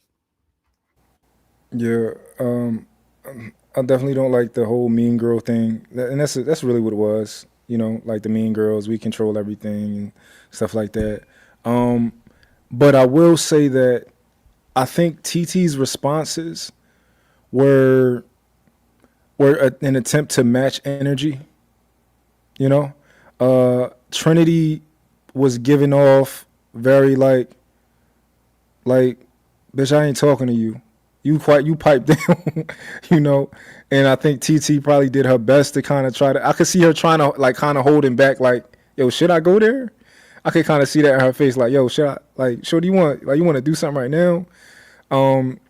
I saw that. So I think her responses were just kind of her matching energy, or staying like in the realm of what she thought they were at. Because if they were outside, they probably would have ended up fighting the way Trinity was kind of telling, like, yo, shorty, I ain't talking to you. You know. So yeah, I didn't like none of it, but I am glad that a bully was met by somebody who's like, I'm not scared of you. I did like that.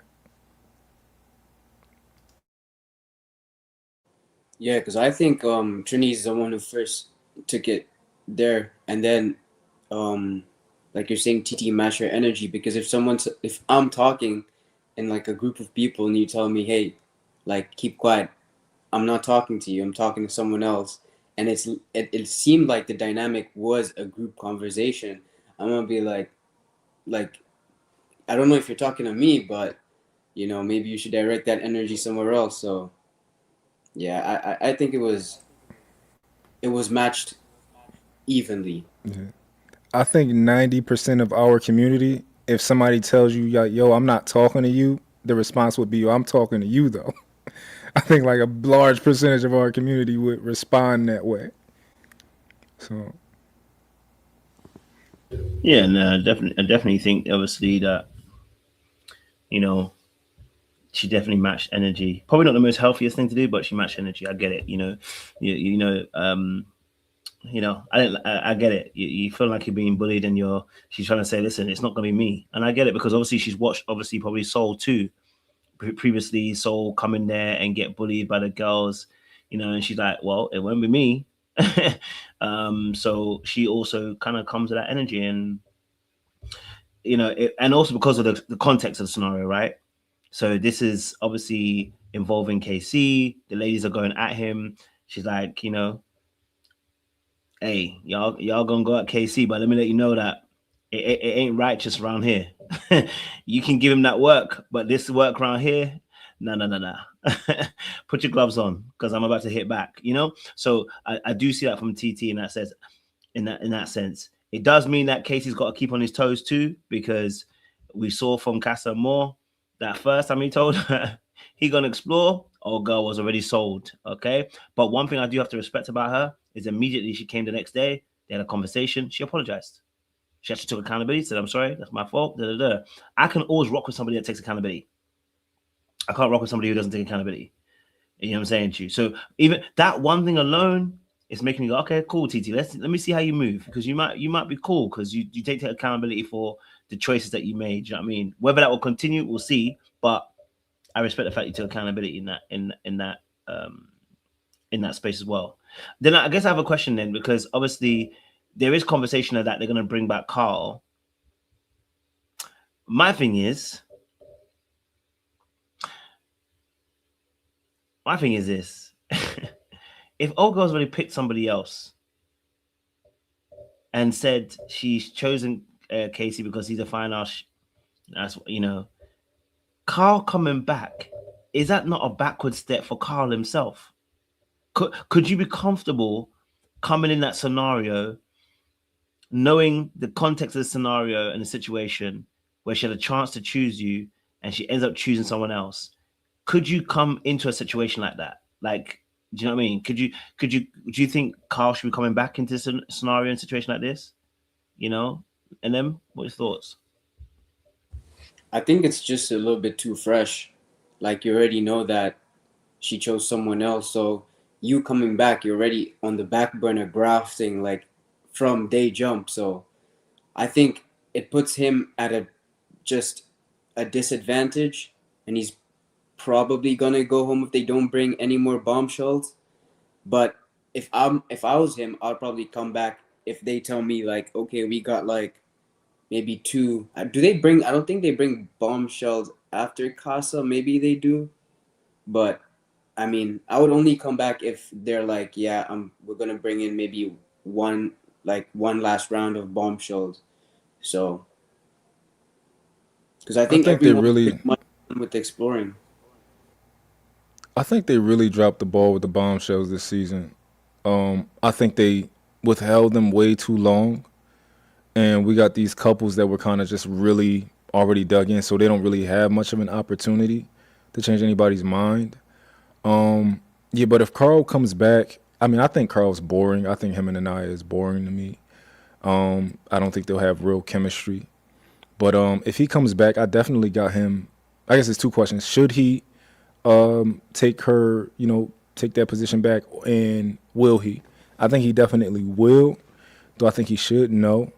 I think that she's still going to have feelings for KC, and whatever KC is on is going to be what she on. If he's like, yo, I don't want to get back with you, then she's going to explore Carl more. If he's like, yo, I want to, I still like you, then Carl's just going to kind of be hanging on.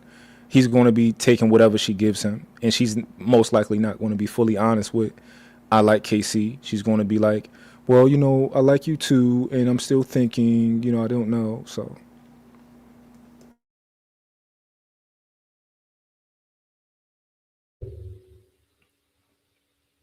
Go for it. Let's have a show and see where. We're asking about Carl. If Carl comes back into the villa, should this be something that Carl should explore? Because I mean, he was dumped from the villa because he wasn't chosen. It sounds like he's very secure. He said he understood the reason why he wasn't chosen, and But then, as soon as he said that, he then said, "After son, if I come back, my wall's gonna be up." So all the chat about he's good, he ain't good. But go for it, Siwe. Yeah, I don't think Carl should come back.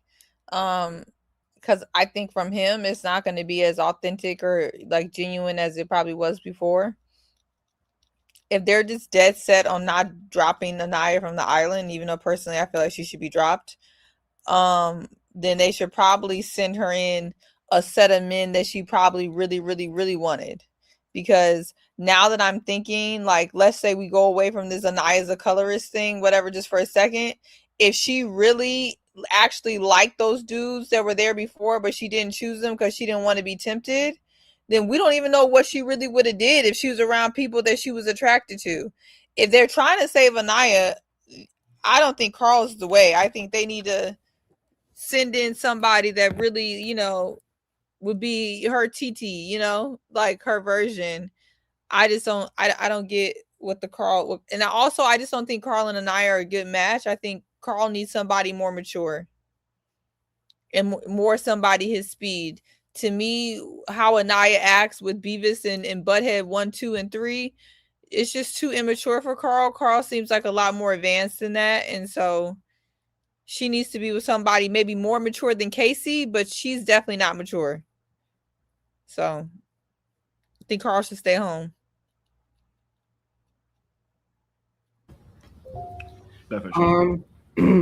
I'm interested to see, Carl got my vote.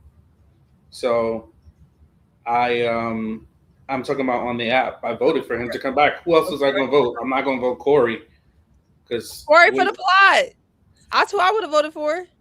Yeah, no. Because Corey with his dirty macking, he did enough. That's perfect.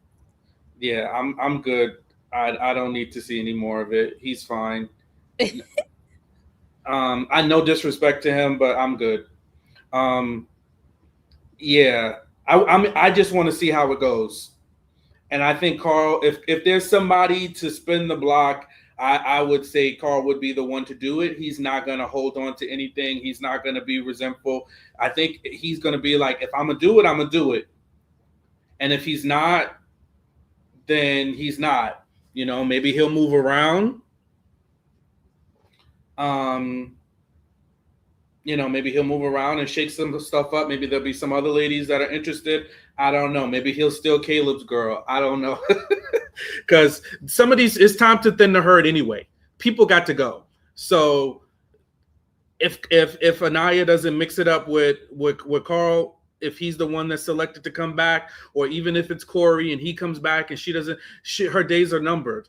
So either way, she's gonna be gone if she doesn't find somebody to, you know, to pair up with. So that's what I think. No, I definitely hear you, and it's interesting because I think the logistics just sound, it's just a little bit more difficult. Carl coming back now is a very difficult proposition. I think he would be able to come back and everything, but you know what it is? You know what? Maybe then again, like I said, some people are more secure than others. I'm not secure like that. You know, you reject me like that, I'm plotting downfalls. You know what I mean? I'm plotting downfalls. I need to see you suffer a little bit. Not a joke, but I mean, like for me, it's always gonna be in the back of my mind that your opportunity came to show me that this connection we built is mature, it's growth, it's that. And then you choose KC, and then I get a second chance, and then it's gonna be me and you again. I just think it's a little bit difficult. You know, it's a little bit difficult to sell that particular aspect. I'm sure he'll go back in because again, you know, there's brand deals to be made here, but I don't know. It's a tough one. It's a tough cookie. You know, it's a tough cookie. But then, you know, if she can act her ass off when he comes back in, she pretend like she loves him and likes him. Who knows? They might run off into sunset with 100K. You know what I mean? If she can sell it to us good, I'm sure there's a core fan of base of people who will definitely buy into it and they would ride her into the 100K. You know what I mean? Yes, sure. Yeah, and who knows? Maybe she'll be, you know, this story, of course, is not an exact one-to-one comparison, but maybe she's like Ciara after she's done with Future. He's gonna be her Russell Wilson. You know, these stories do happen. Is it the exception? Yes. But Love Island, as much as it is a microcosm of what we see, it also is a artificial, manufactured, and tweaked environment. So sometimes things do come out of that, and people can be like, yeah, I realize if this was the real world, I wouldn't have done this. But because how things played out and how I came in on the back end of your relationship and you were still in flux, that's why I have a little respect for it. Because if you really sit down and think about it, it's like, that's like you coming in and you meeting a girl and she was in a 3-year relationship with a dude and y'all been chilling for a few months. Y'all like each other, but she's still not fully out of the relationship. You know what I'm saying? You know that, you know, and she may go back, but she may come back to you and be like, listen, I realize it. Let's give this a good go at it. Could it work? Sure. Forever? Probably not. But for a little bit, you know, as long as both parties are being communicative and open, it might be, you know, it might be a chance. The one thing I will say this is I think, like, for somebody like Anaya, she does need a guy that is more like Carl with communication. Let her get out her feelings and then you say it. Because I think somebody like that, you gotta let them get out whatever is going on without interruptions or without internalizing it, or let it guide what you do, and then say, okay, this is what I want to do. This is how I see things. I hear your feelings. You validate them, but you still, you know, you're direct with your communication. And from what I've seen up to this point, like, that's the kind of person he is. And I think that's a more successful way to work with somebody like her. No, I'm not mad at it. I definitely hear you on that. And shoot, he does seem mature. Or at least I say mature. He seems emotionally regulated. Let me say it that way. But you know, Love Island has a way of throwing curveballs at you. You know what I mean? So we'll have to wait and see. But him coming back in will be a very interesting prospect in that particular space as well. So I'd love to see that. Also, I'd love to see how Anaya's going to handle seeing Titi and KC every day. Okay, because the way she almost crashed out having Melanie go after KC earlier on in the season, yeah, it was a silent crash out. It wasn't even big, just a silent crash out, you know. So I can only imagine what's going to happen to her seeing KC and Titi doing their little jokes and personal thingies. Yes, and then go for it. I'm just curious to see how they navigate the girls, what's it called, the makeup room. It's gonna be hot in there. Like this night when they go back. Wow, because I thought they were gonna fight during the episode. I was like, man, we're gonna see these girls scrap right now.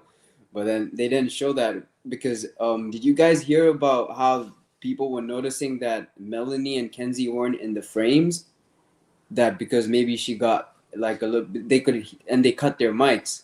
So that's very interesting because yeah, I'm very curious to see how they navigate especially the girls navigate their relationships moving forward. Maybe it's gonna be like a Parmita and Titi just on their own, or with the boys, and then the girls doing their thing. But I'm very curious to see how that goes. Appreciate it. Well, listen, our time has come to the fantabulous end.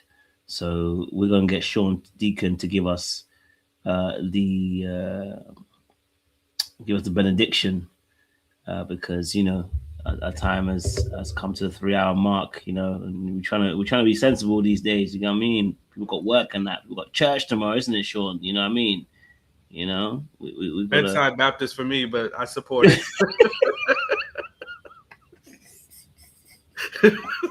That's a very powerful ministration over there. Exactly. Lay you straight out, boy. Lay you straight out. I'm saying like the heathens. Jesus is with me everywhere. He will be everywhere. You be laid in I the don't need spirit, the walls, the 4 walls of the church. But all jokes aside, listen, we were here for a good time. Not a too long time, but a good time. I think we had some balanced perspectives. I think the key to this is, you know, let's leave room for each other. Let's hear each other. That is an important in relationships in general, romantic and friendships and all others, is to listen, right? And be willing to hear each other's points and what each other is saying. I think we also have to be definitive and make choices.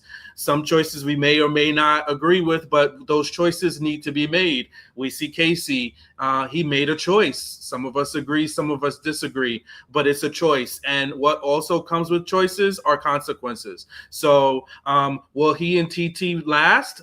The verdict is still out. Are they more aligned? The verdict more, if we're being honest, we would say TT and KC are better aligned. As much as we may want to see KC with an Anaya, and I wouldn't be mad at it, but I tend to see that he's more aligned with who he's with right now, and perhaps that relationship deserves a shot.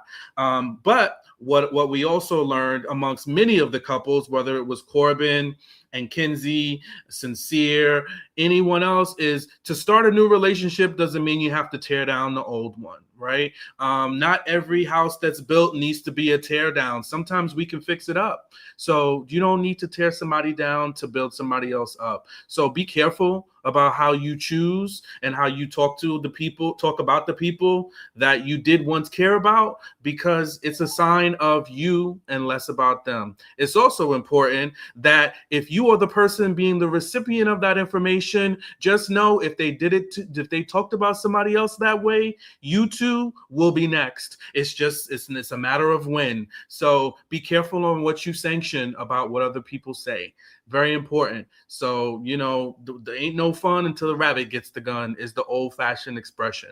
I'll end where I started, is communication is a two-way street. We have to be willing to listen. We have to hear each other out, and then move on.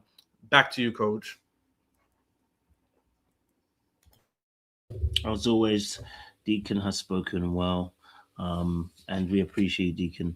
And thank you, panelists, as well. NM, Seaway, Seaway's Deaconess at this point as well. So, you know, she always going to give us righteous commandments. So we appreciate Seaway as well in that space. And obviously, real dope daddy. I know he was here, you know, don't worry.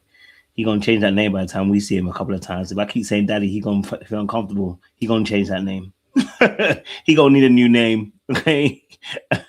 So no, I appreciate him as well. He came through and shared some great insight as well. We appreciate that.